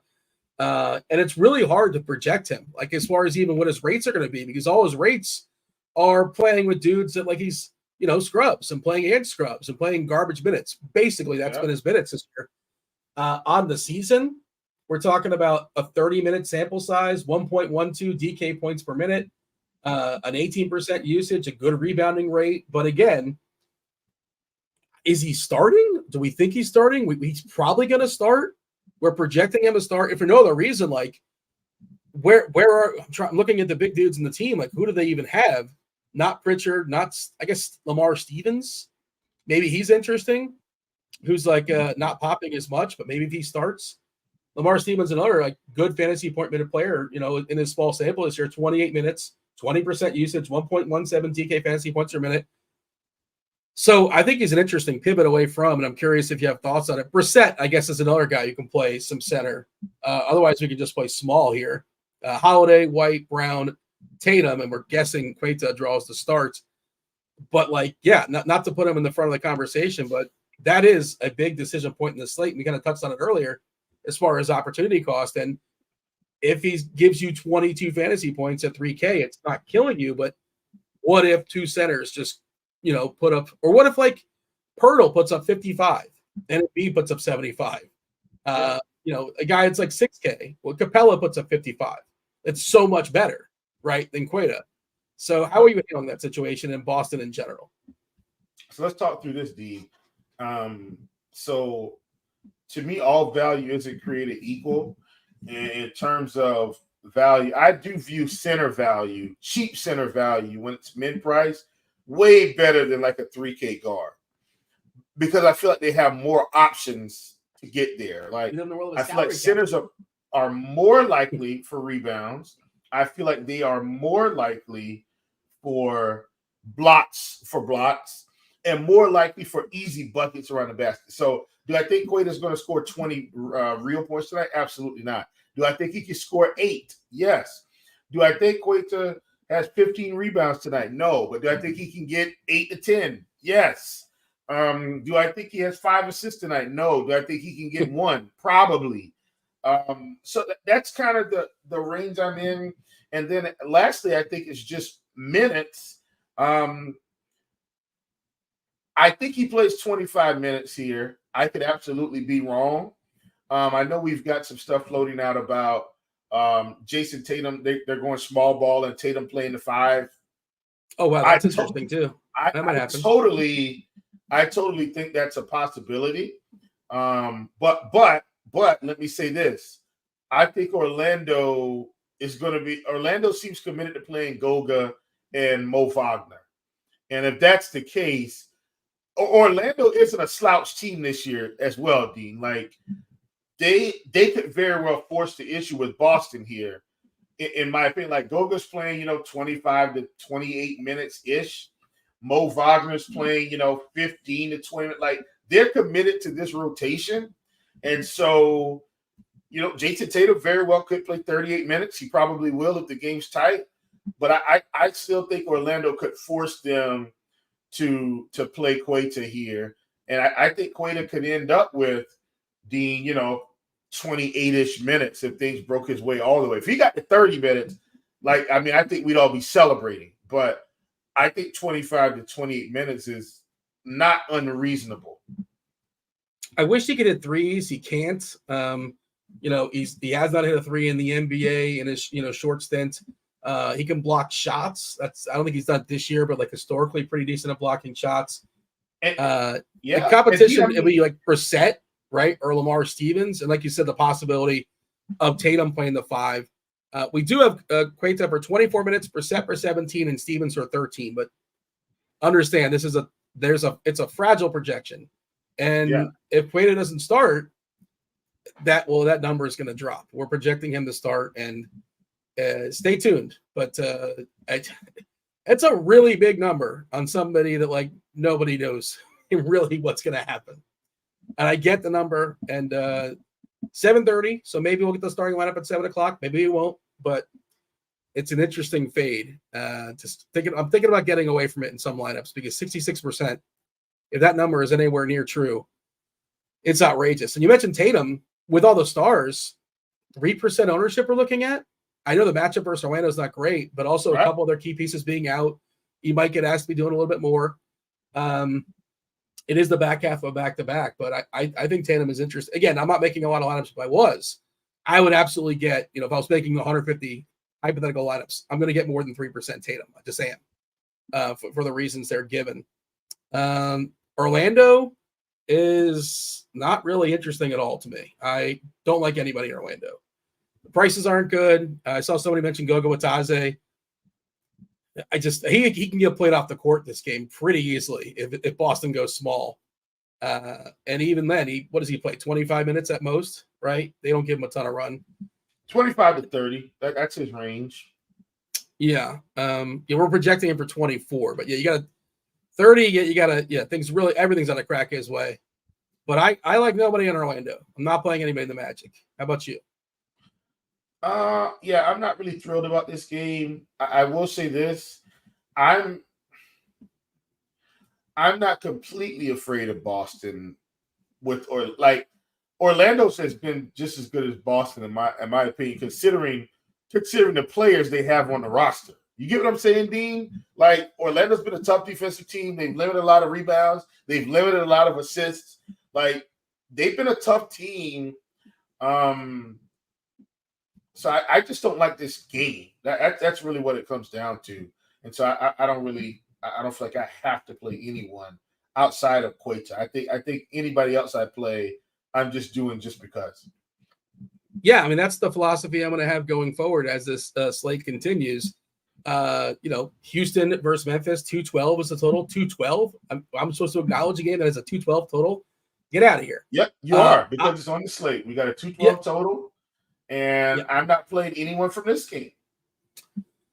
Yeah, Ahmed Thompson is officially questionable with his illness. The Desmond Bain, the other side, he missed the game. He was ill. We don't know if he's going to play or not. Tari Eason has been smashing in 2 games, but like, if you want to play him as a flyer, I get it. But I'm not playing anyone from this game.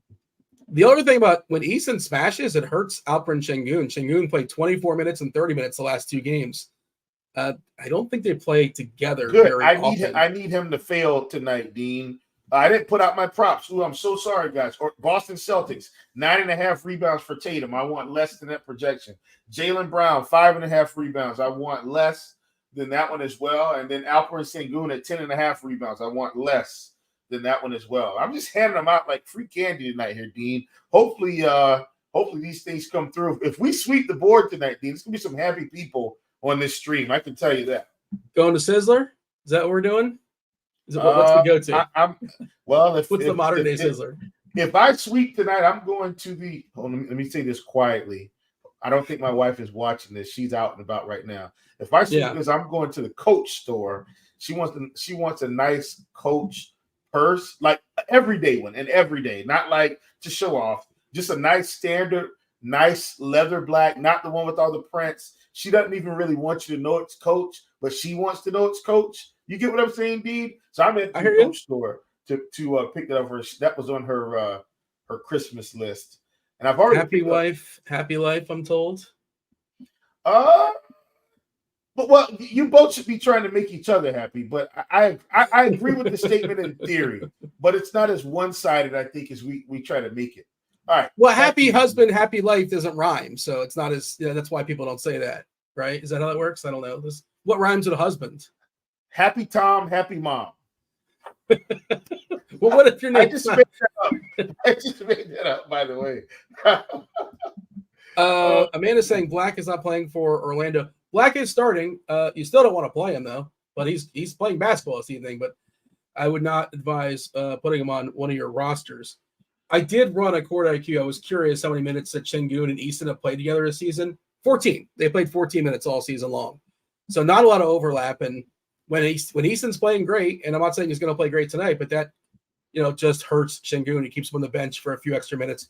Memphis also one of the biggest funnels in the league. You get them from the outside via the 3 ball. They're really good inside defensively.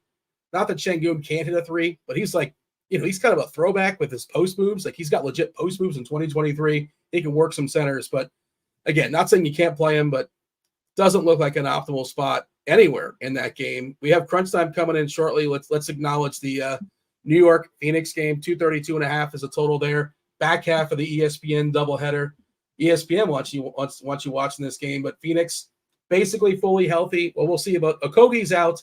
We're not sure about Eric Gordon's leg. Graysound does have a groin, but despite that, he's going to play with said groin. And nothing new for New York.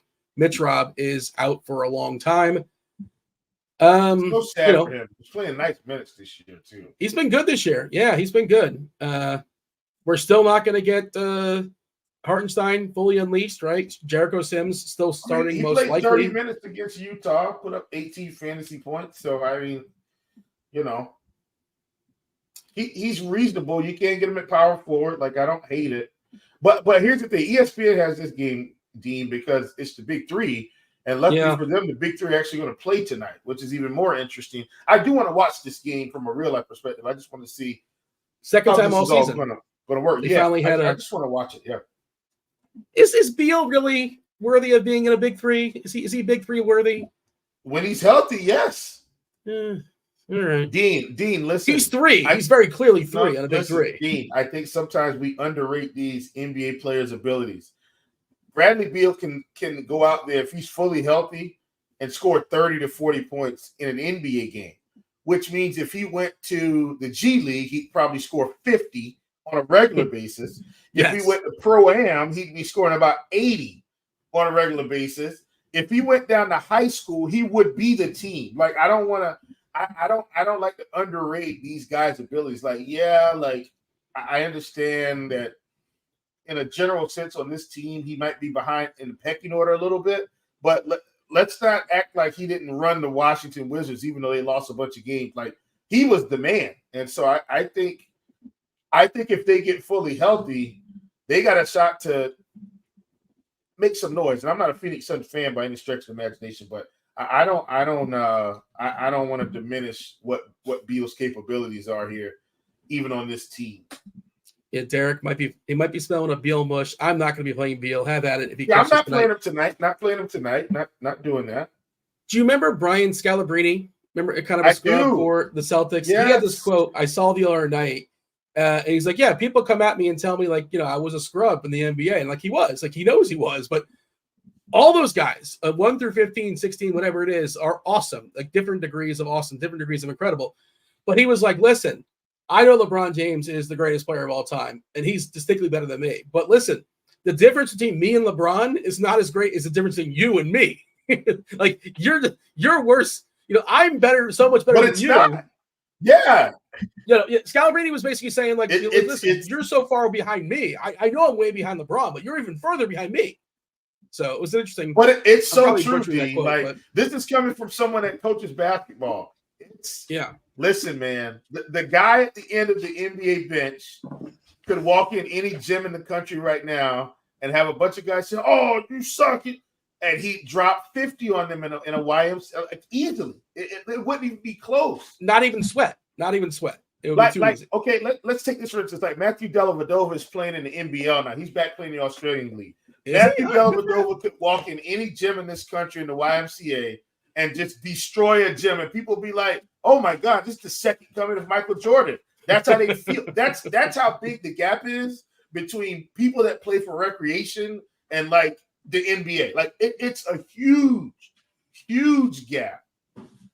Who was the guy you loved, Roth? That was on Dallas. JJ Barea, baby. JJ Barea, Jose Juan Barea. There you go. Yeah, he's a guy that would destroy. And this is the guy that had games that popped in big time games. If JJ Barea was, if we went back in the day, Roth and JJ Barea, let's go back 8 years, and JJ Barea walks in the gym, like they're gonna say, "Oh, you want to play?" If they didn't know who he was, "Oh, this guy wants to play." Oh my God, yeah, whatever. And he'd destroy everybody. Like, and some people are talking about the Scallenge. That's what it was when Scalabrine gave the challenge. The Scallenge. And so I watched these videos. He didn't just beat these dudes. He physically dominated them. Like he would have beat them all 11-0 every single time. It was on purpose. Yeah. And Dean, you did butcher the quote. It was, "I am much closer to LeBron James than you are to me." That's kind of what I said. No, did I say that correctly? You got the point across. You pulled it up. To be fair, I didn't pull it up. Oh, that was off the dome. Look at you. No, that was off the dome. I'm a fan of that, but I would cook Scalabrine for what it's worth. No, you wouldn't. You're going to be on the next Scallenge, and he's going to embarrass you. Bring it on, Scal. Listen, Allen, man, I love Allen. Barea, Brooks Bird, Otani, and Boban is the Hall of Fame. That's it. That's it right there. That's it. That's the list. Rob, was there some show?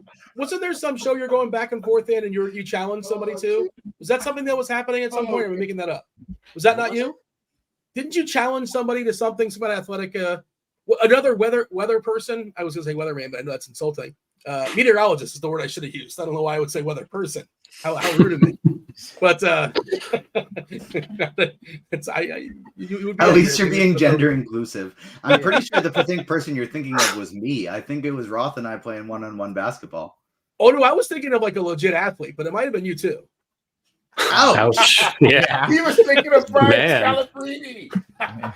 I had to No remove mercy him at from all. the show for that one. That was and he's gone. No, I don't think I've been a part of any challenge. Is Dean really gone? Should I say goodbye for him? Oh no, he's back. Hey Dean. Am I getting kicked out for that? Was I being rude? I apologize. That wasn't my intent. But Will, who's breaking the slate? Give the people somebody that you're gonna want to have in your lineup tonight because it's gonna help you win some American dollars. Give me Zion Williamson. He's my guy tonight. Love Zion. The other night I said Giannis was going to score 50 points in the bucket, and I was too low. He scored 60, I think 64 or 63 if you want to get all precise and technical. So I don't know how to top that. But let's see. I'm going to say Wembanyama gets 10 stocks and a triple-double. Wait, no, that's not possible. Steals and blocks are not one category. But he gets 10 stocks. Devin says, going for the knees. We're going to start Dan Campbell people out here. All right. The FanDuel sponsor Crunch Time. It's on deck here. You got the Taylors. You got Taylor Smith. You got Taylor J. Zwayrch, as well as Kevin Roth. Kevin Roth, the chief meteorologist here at RotoGrinders. Roth is going to take you home. Roth, take it away. Thank you, Dino. That's right. No weatherman here. I am a meteorologist. And this is no average show with a few average shows. This is Crunch Time. And we've got some of the sharpest minds in the biz hanging out. So we got my guy TJ in the house. What up, TJ? Yes, not real, totally terrible athlete, TJ Zwayrch, joining you. And I mean, I could never go out there and apparently even step on a basketball court, according to Dean, but I'm still ready to break the slate down. Okay, well, we're happy to have you walk through some tournament takes. And we got Taylor in the house as well. Taylor, how are you? I'm good. Ready for a nice 8-gamer on a Friday and to win some of the money. That sounds good. Usually on Fridays, it's a lot more games, right? Isn't it usually like chaos? Yeah. Okay, Tonight's a nice little 8-gamer. So very nice. Okay, well, that makes things a little bit more manageable, maybe a little bit more fun as well. Let's kind of dive into this slate as a general overview here, Taylor. If you don't mind telling me, what games we're highlighting or what injury news we're waiting for, that kind of thing. So we've gotten most of the injury news, thankfully. We had the Lakers to wait on. They have 5 questionable guys. LeBron, AD, D'Angelo Russell, Cam Reddish, and Taurean Prince, all questionable. We just got Desmond Bane in for Memphis after he missed the last game. The Indiana-Washington game is the highlight. We have a 260 total in that one. 4 of the games on this slate are rematches of Wednesday as well. So it's kind of interesting to see, how teams adjust from one game to the next. But Porzingis is also doubtful, waiting on that officially. And that's about it as far as news goes. Not too much. Very nice. Okay, easy enough. Then I think we can just dive right into the content side of things. This show is sponsored by FanDuel. So Taylor, you want to start us off with the FanDuel cash build? That would be fantastic. Yeah, so the Celtics are without a bunch of bigs. Luke Cornett, Porzingis, doubtful we had already.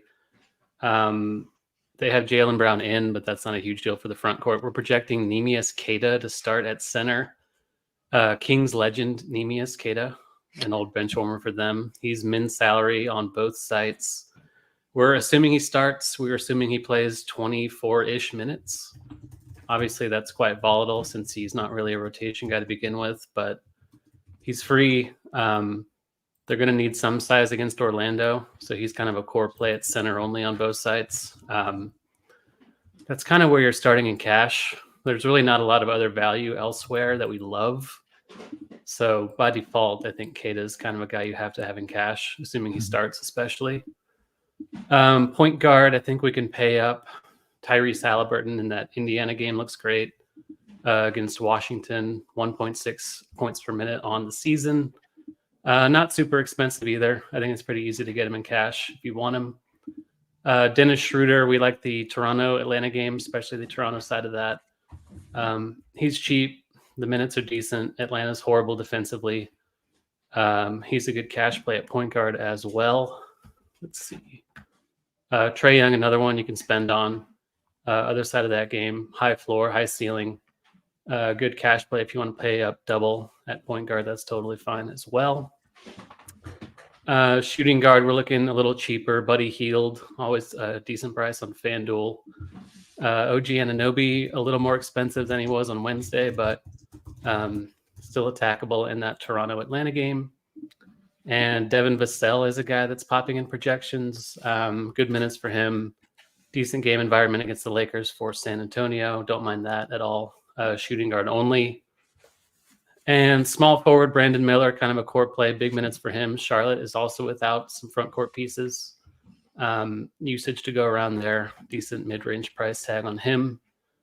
You can play Anunoby here. You can play Buddy Hield here. Keldon Johnson is another decent mid-range guy.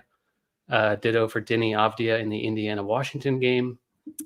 Don't mind that at all. Let's see. Shifting over to power forward, Pascal Siakam.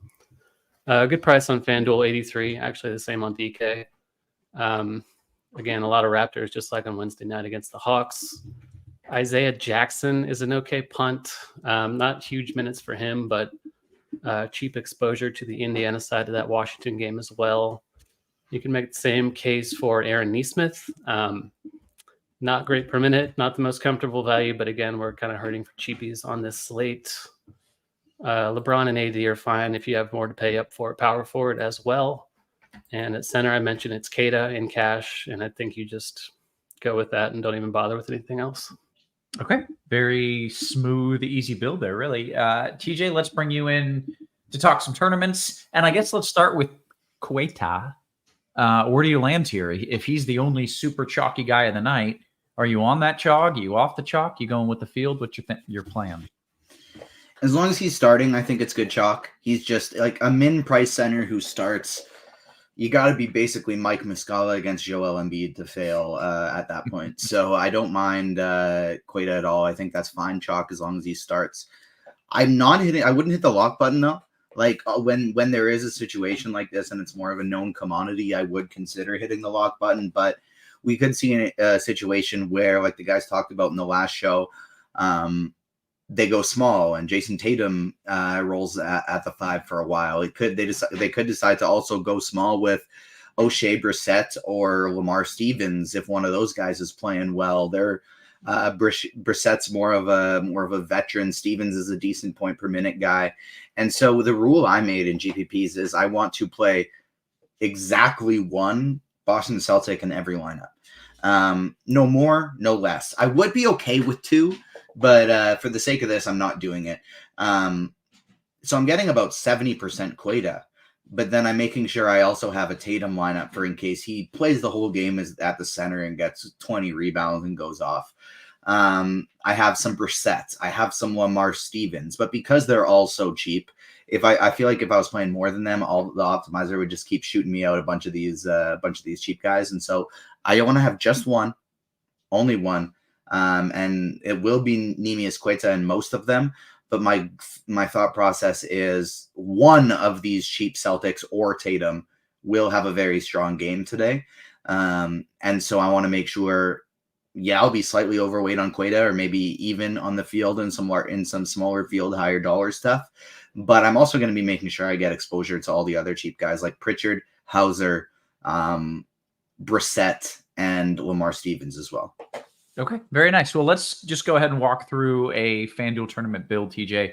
Start me at the point guard, and let's hear a build.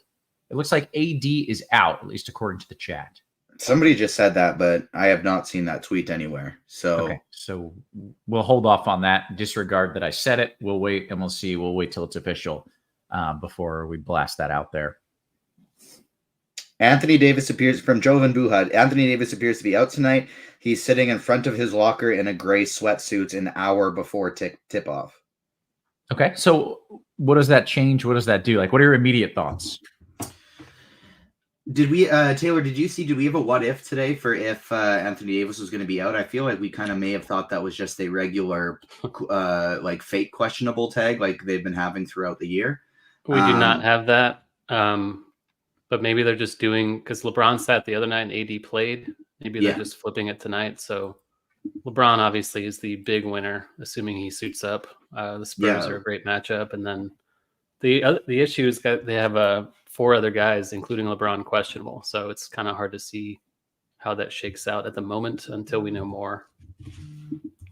Is that a boost to Wemby as well? If you were thinking about playing Wemby, I think so. Because it's going to be like Christian Wood and both ruled out. It's going to be Rui Hachimura and Vanderbilt and Christian Wood, Jackson Hayes playing center. So yeah, I think boost to Wemby. I honestly think they hate Wood right now, and it's not going to be him. Like, they've been rolling out Hayes pretty, like, unless we happen to randomly see Wood in the starting lineup, which I don't think we will. I bet you Hayes starts in his place. But like Prince, Reddish, Russell, and are all still questionable as well. And so it's like Taylor said, there's still a lot we're waiting for with this Lakers team, but we're definitely going to want to be getting exposure now that Davis is out, or we're almost for sure assuming he's out. And I think we got to start wondering, like, do we, of just like potentially playing a lot of these guys, making sure we get exposure. And I think it makes LeBron like probably the best spend up on the slate.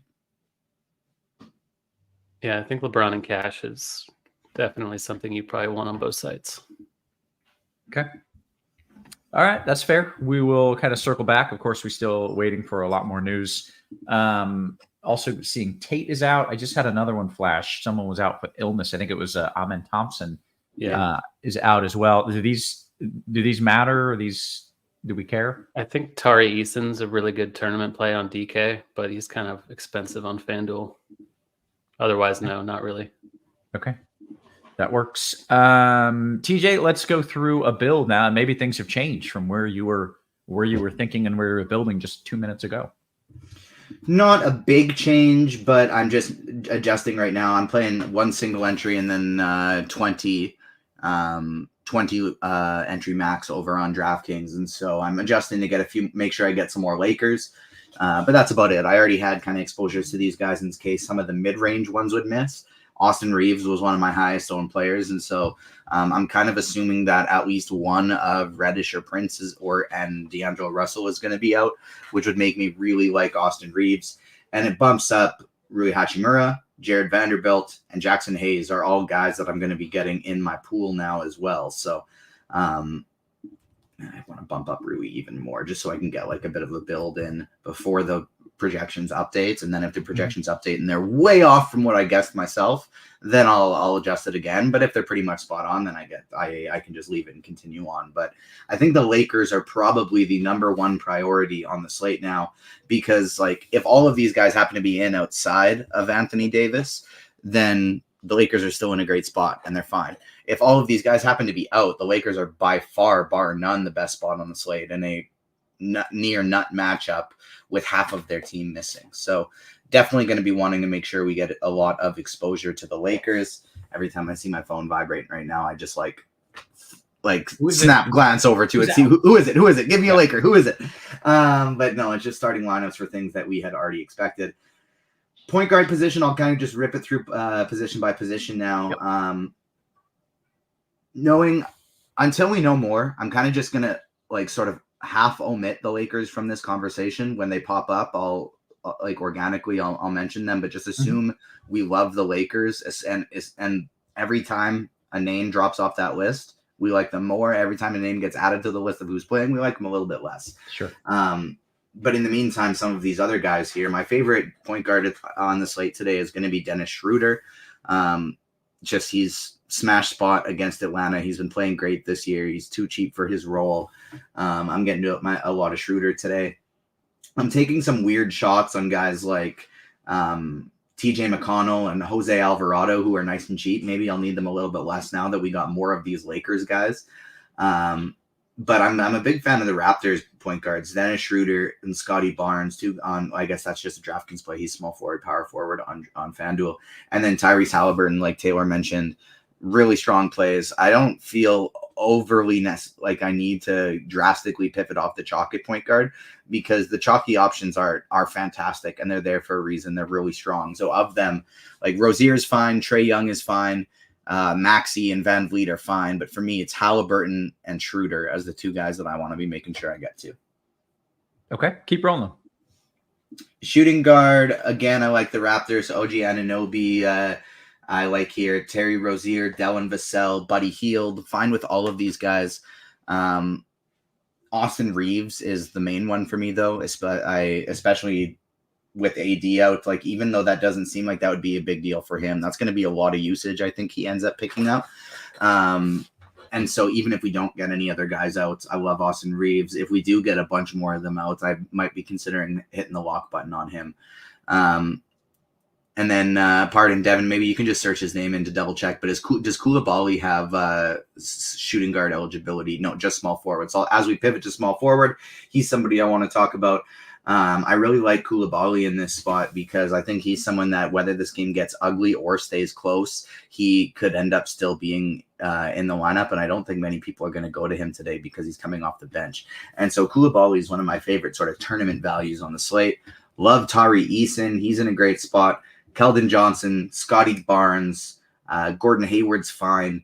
But again, Austin Reeves is my favorite. You can play him at small forward alongside Scotty, who I mentioned him more at point guard, but that's just DraftKings. I love him here at small forward, power forward too. And then Jason Tatum as a contrarian spend up and Sam Hauser as a contrarian cheapie on that team in case they go small. Power forward, Victor Wembanyama, one of my favorite plays on the slate. Outside of him, it's mostly a lot of these guys that you can also play at small forward.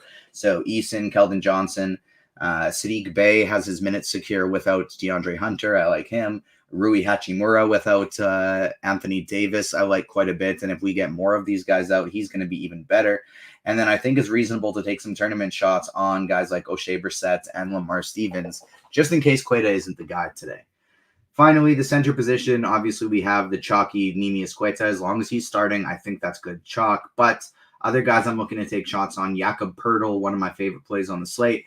Miles Turner, love him as well. And then Jonas Valanciunas at low ownership, I think is very interesting. Alongside a couple other in like the mid to low range, Isaiah Hartenstein and Daniel Gafford, I don't mind as well. Okay. Is that everything? Yeah, that was center. Any interest in Zion? Like I'm looking at a DK build here, and I'm still of the mindset that after the Lakers game, when everyone called him fat and lazy and a bust, he's out to prove a mission. And he did that his next game. He dropped like 50 fantasy points. Can we get to Zion, or is that crazy? No, that's not crazy at all. He is totally viable. I'm getting to him in 10% right now. Okay. He's my field in my plums play of the day. Give me Zion. Oh, speaking of which, Siakam or Zion. This is from OS. If I don't have any other Raptors, I would probably want to go Siakam. If I have Schroeder, Scotty Barnes somewhere else there, it would be Zion for me.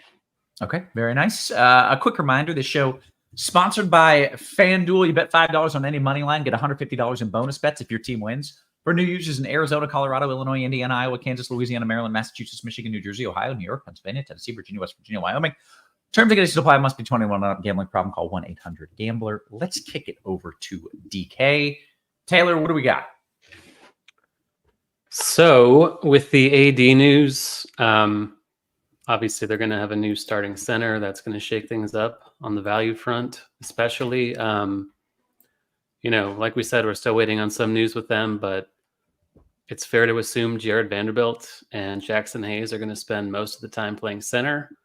They're both cheap. They're both center only, which, I still think maybe Neemias Queta is the guy in cash, and you just roll with that because he is cheaper than both of them.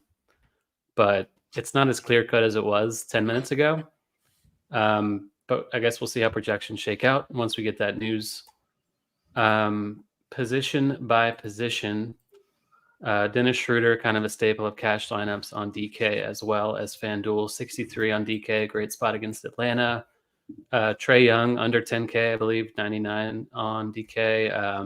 On the other side of that game, solid price tag on him, cheaper than Halliburton. Even if Halliburton's in a better spot, I think it's easier to afford Trae and just kind of go from there. I think you can make him your most expensive non-LeBron guy, but obviously LeBron is now the priority, assuming AD is out and assuming LeBron plays. D'Angelo Russell, Austin Reeves are both kind of expensive compared to where they were the other day, but both will see more usage if AD is out. Of course, Russell is another guy with a questionable tag. If Russell and AD are out, Austin Reeves really gets a bump. He will have the ball in his hands plenty alongside LeBron. They're going to kind of do everything on offense for the Lakers, and both, I think, are guys you want to get in cash if possible. Guys like Devin Vassell and Brandon Miller, not as big of priorities as they were before, assuming that news breaks our way, as we expect it to, at least on AD. Anunoby's fine. Terry Rozier, maybe more of a tournament guy, slaying with LaMelo Ball out of the lineup of late. Shooting guard, small forwards, really just kind of Reeves. Tari Eason, I mentioned, is a better price on DK. Playing bigger minutes of late. Tate's out tonight for the Rockets. Jalen Green is an awful player, and Tari Eason's just kind of playing over him at the moment. Really good per minute. Same matchup he had on Wednesday. Really like the price on him, 52 on DK. Keldon Johnson, don't mind him as the last piece if you have a little more money to spend at small forward, but LeBron is obviously the priority as mentioned here. Maybe don't have enough money to spend for Wemby, but he's a great play if you can find the money for him. Jabari Smith, I don't mind in the mid-range. Really good rebounding numbers lately. Memphis's front court is super shorthanded these days. Not the best game environment in that one, but still a decent price tag on him. And again, center Neemias Queta, Jackson Hayes, Jared Vanderbilt are kind of the guys you're looking at here. I will bring Rui Hachimura back up as a power forward option, of course, if AD is out. It's just tough at the moment because so many Lakers are up in the air. Like Cam Reddish is also questionable. Taurean Prince as well. Like Rui could easily play 30 minutes if both of those guys happen to be out. Even if one of them is, he gets a big bump. So he's another value option at the forward spot. I don't mind at all. Denny Avdia is another forward worth a mention. Good way to get exposure to that Indiana-Washington game. And at center as well, Clint Capella is another one worth a mention. Minutes are up lately with Jalen Johnson out for the Hawks. He and Okongwu are both playing a bit more. There's some overlap between them. So we have him at 32 minutes. That's kind of a smash projection for him tonight on DK. So happy to get to him in cash if I can as well. Quick thoughts on the Lakers center situation. Are we basically assuming one of Vanderbilt or Hayes starts? Do you think you play that dude? I think you do. We just got news that D'Angelo Russell is unlikely to play. So that's a big one. So that's big for Russell, I guess. That's big for Reeves. Cam Reddish also unlikely to play. So there it is. Load up the Lakers. Yeah. So let's go a little bit deeper in the Lakers now. If all of these dudes that were questionable start missing, we talked about the cheap centers. Who are the other cheap pieces that we're starting to get interested in? Maybe, outside of Reeves and one of the centers. Rui's really the guy, other than LeBron and, obviously the others we mentioned. He just kind of has to play a lot now, and the Spurs are a great matchup. Max Christie should see plenty of minutes too if they're short on the wing. Really not a good per minute guy, but he's 4K flat. He's guard forward eligible on DK. He can just kind of fall into something, hopefully, if you punt with him. But that's really it. Like they're going to be quite thin. So we're probably going to be piling him up in both cash games and tournaments, I'd imagine. Okay, very good. TJ, let's jump on in and talk about your thoughts on DK tournaments here. Yeah, so obviously this is big time Lakers Day now. This is perfectly timed. Great job by you, Roth, and you, Taylor, because my new set of lineups just came in. And so we're ready to rock with all these new Lakers plays. So the point guard position, my top three are actually the same guys that they were on FanDuel when I was talking about. It's Dennis Schroeder and Tyrese Halliburton, and then the additional Scotty Barnes on DraftKings now that he has point guard eligibility there. Even with all the Lakers stuff that opened up, those are still my top three. I actually find myself getting to a little bit more Trae Young and Jalen Brunson now. You want a really sneaky tournament guy today, Rob, and very few people are going to be playing Jalen Brunson. That game starts way after all of the others. And so you actually have a pretty fun late night hammer there if you want to throw a Knicks player. I'm not playing any Suns, but I do have Halliburton, Brunson, Randall, and Isaiah Hartenstein in my pool today to get a little late night hammer action. Tyus Jones, I think, is interesting for tournament. TJ McConnell as a salary saver, getting a little bit of Peyton Pritchard And then same with Jose Alvarado as a potential salary saver. I have now hit the lock button on Austin Reeves. I have 100% Austin Reeves. He will be in every lineup I play today. Yes, he's expensive, but he should be getting all the usage in the world. Max Christie now kind of skyrockets up my rankings too, that none of these guys are going to be playing today. So Max Christie, not to be confused with Doug Christie or Mr. Christie, but still good today. Still good value today. And this is actually the position that I have the smallest pool of players, which is one of the reasons I feel so good about lock buttoning Austin Reeves, because it's just Reeves, Christie, Koulibaly, Hauser, Buddy Hield, Devin Vassell. Entire shooting guard position for me today. Small forward, a lot of the same guys, but you throw in Tari Eason, Scotty Barnes, who we have already mentioned, LeBron James, who's now one of the best spend ups on the slate. Keldon, I like as well in that same game. And then I got a touch of Avdia, a touch of Hayward, touch of OG, but I don't like them near as much as I did before. Michael Townsend in chat asking who's Mr. Christie. He's the guy that makes good cookies.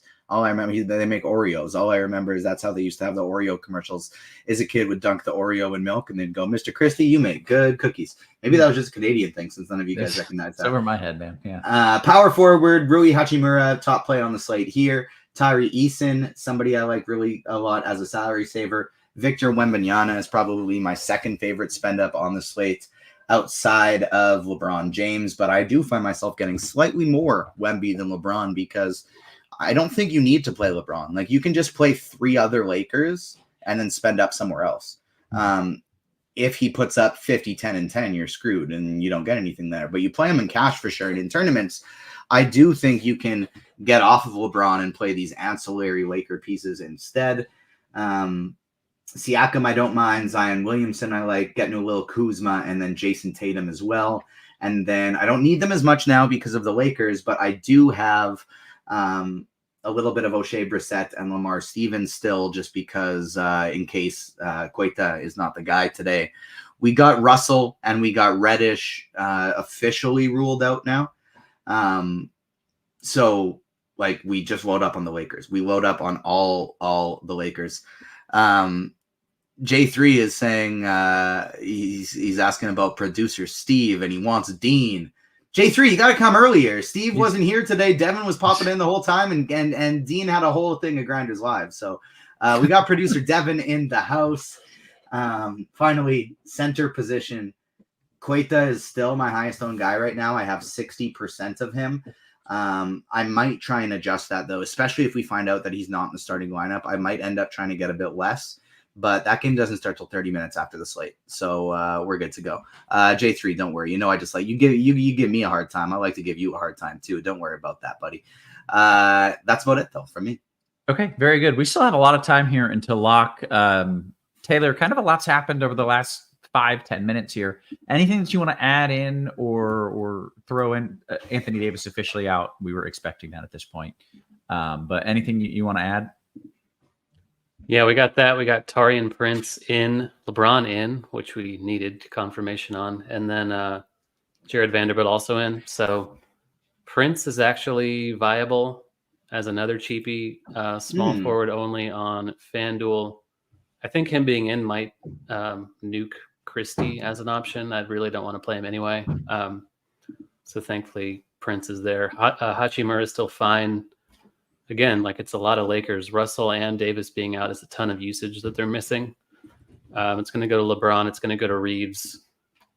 I'm not sure if Christian Wood. Christian Wood's definitely not a cash guy. Christian Wood may not play at all. He may play 5 minutes, but there's still an outside chance he plays 20. And if he does, then I guess you can fire him up in a tournament build. But yeah, it's going to be a lot of Lakers and a lot less guys in the 7 p.m. window than I was originally planning on.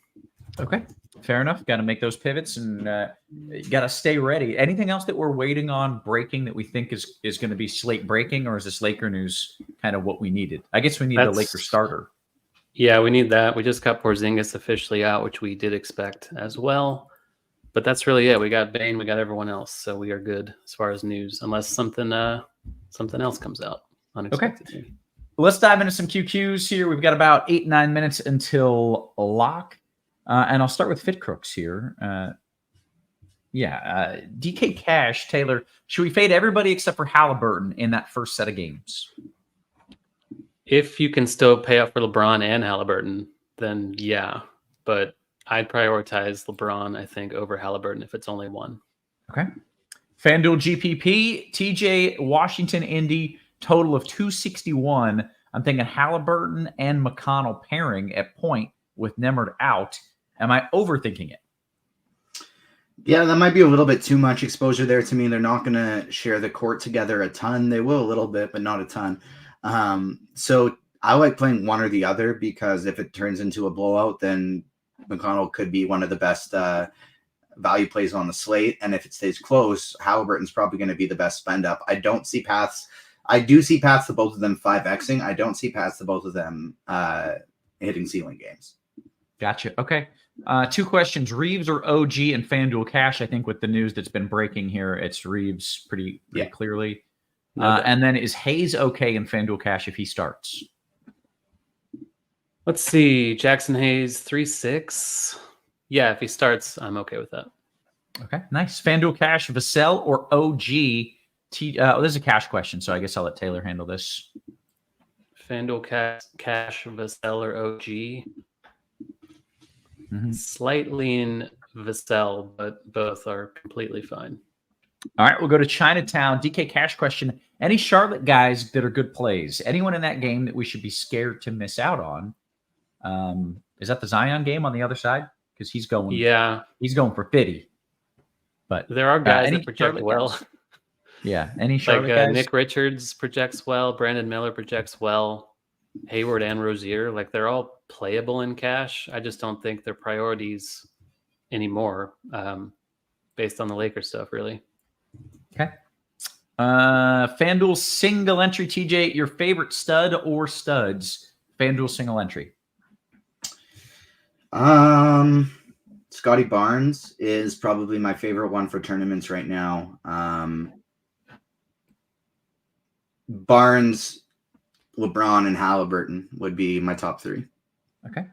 Excellent. Aside from I forgot about Wemby. No, sorry. Wemby won. It's Wemby. Ooh, nice. I was looking at the guys right below him on my list. Wemby is my favorite spend up for a single entry tournament. Fun. Okay. FanDuel Cash question, Taylor. This is cash and single entry here. Sohan and Zion or Scary Terry and Isaiah Jackson? I think the first one's safer for cash just because Jackson may play 14 minutes. So there's a lot of downside on that one. Okay. We'll go to D-Rock with a DK GPP question. And TJ, he's making your work in the util 4,800 or less. Util position 4,800 or less. While I'm looking at that, I just want to say the last 3 players that are available on the Lakers bench are for sure just made up names and not real people. Colin Castleton, Demois Hodge, and Alex Fudge are the last 3 players on the Lakers bench. Those aren't real guys. No. 4,800 or less. I would say that is an ugly spot. I guess Isaiah Jackson. Okay. Maybe Precious Achiuwa if you don't have another Raptor. Okay. Was it DeMar Fudge? Was that the last one? Alex Fudge. Demois Hodge and Alex Fudge. They absolutely just pulled 3 people out of the bleachers and were like, "These are your names for tonight. Sit on the end of the bench. This is who you're going to be." All right, let's see here. Bryant says, "What team is going to have the value today?" Lakers are at the top of the list. What's next? Is there a second, or is it so distant that there isn't? I guess Charlotte, or if you want to just lump Kata in as a value team by himself for Boston, but it's really just the Lakers for me. Okay. OS says Lakers projected starting lineup. Who do we have projected to start right now? Have we adjusted that? I will refresh right now to see what we have projected. And so we have, LeBron, Reeves, Prince, Wood, and Vanderbilt as the projected starters. I wonder if somebody saw a tweet because I feel like that's a weird starting lineup. The one I was going to guess off the top of my head would have been LeBron, Rui, Prince, Christie, Hayes.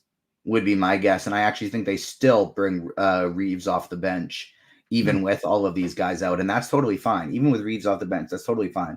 He'll miss the start of the first and third quarters and then play the rest. Yeah. If that's interesting, like if that is the starting lineup, I have a lot more interest in Vanderbilt and a lot more interest in Wood. Okay.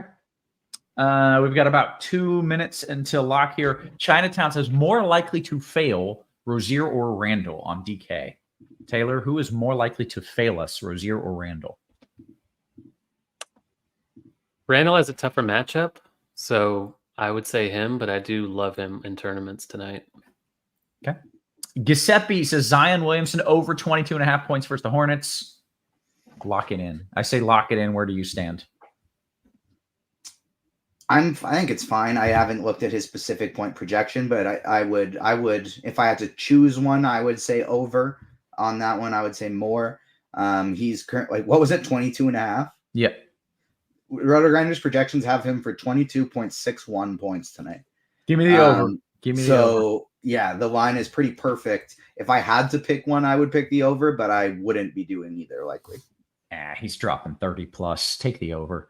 Where we got here? 4K guard or forward? I assume that would make this DK. 4K guard or forward position.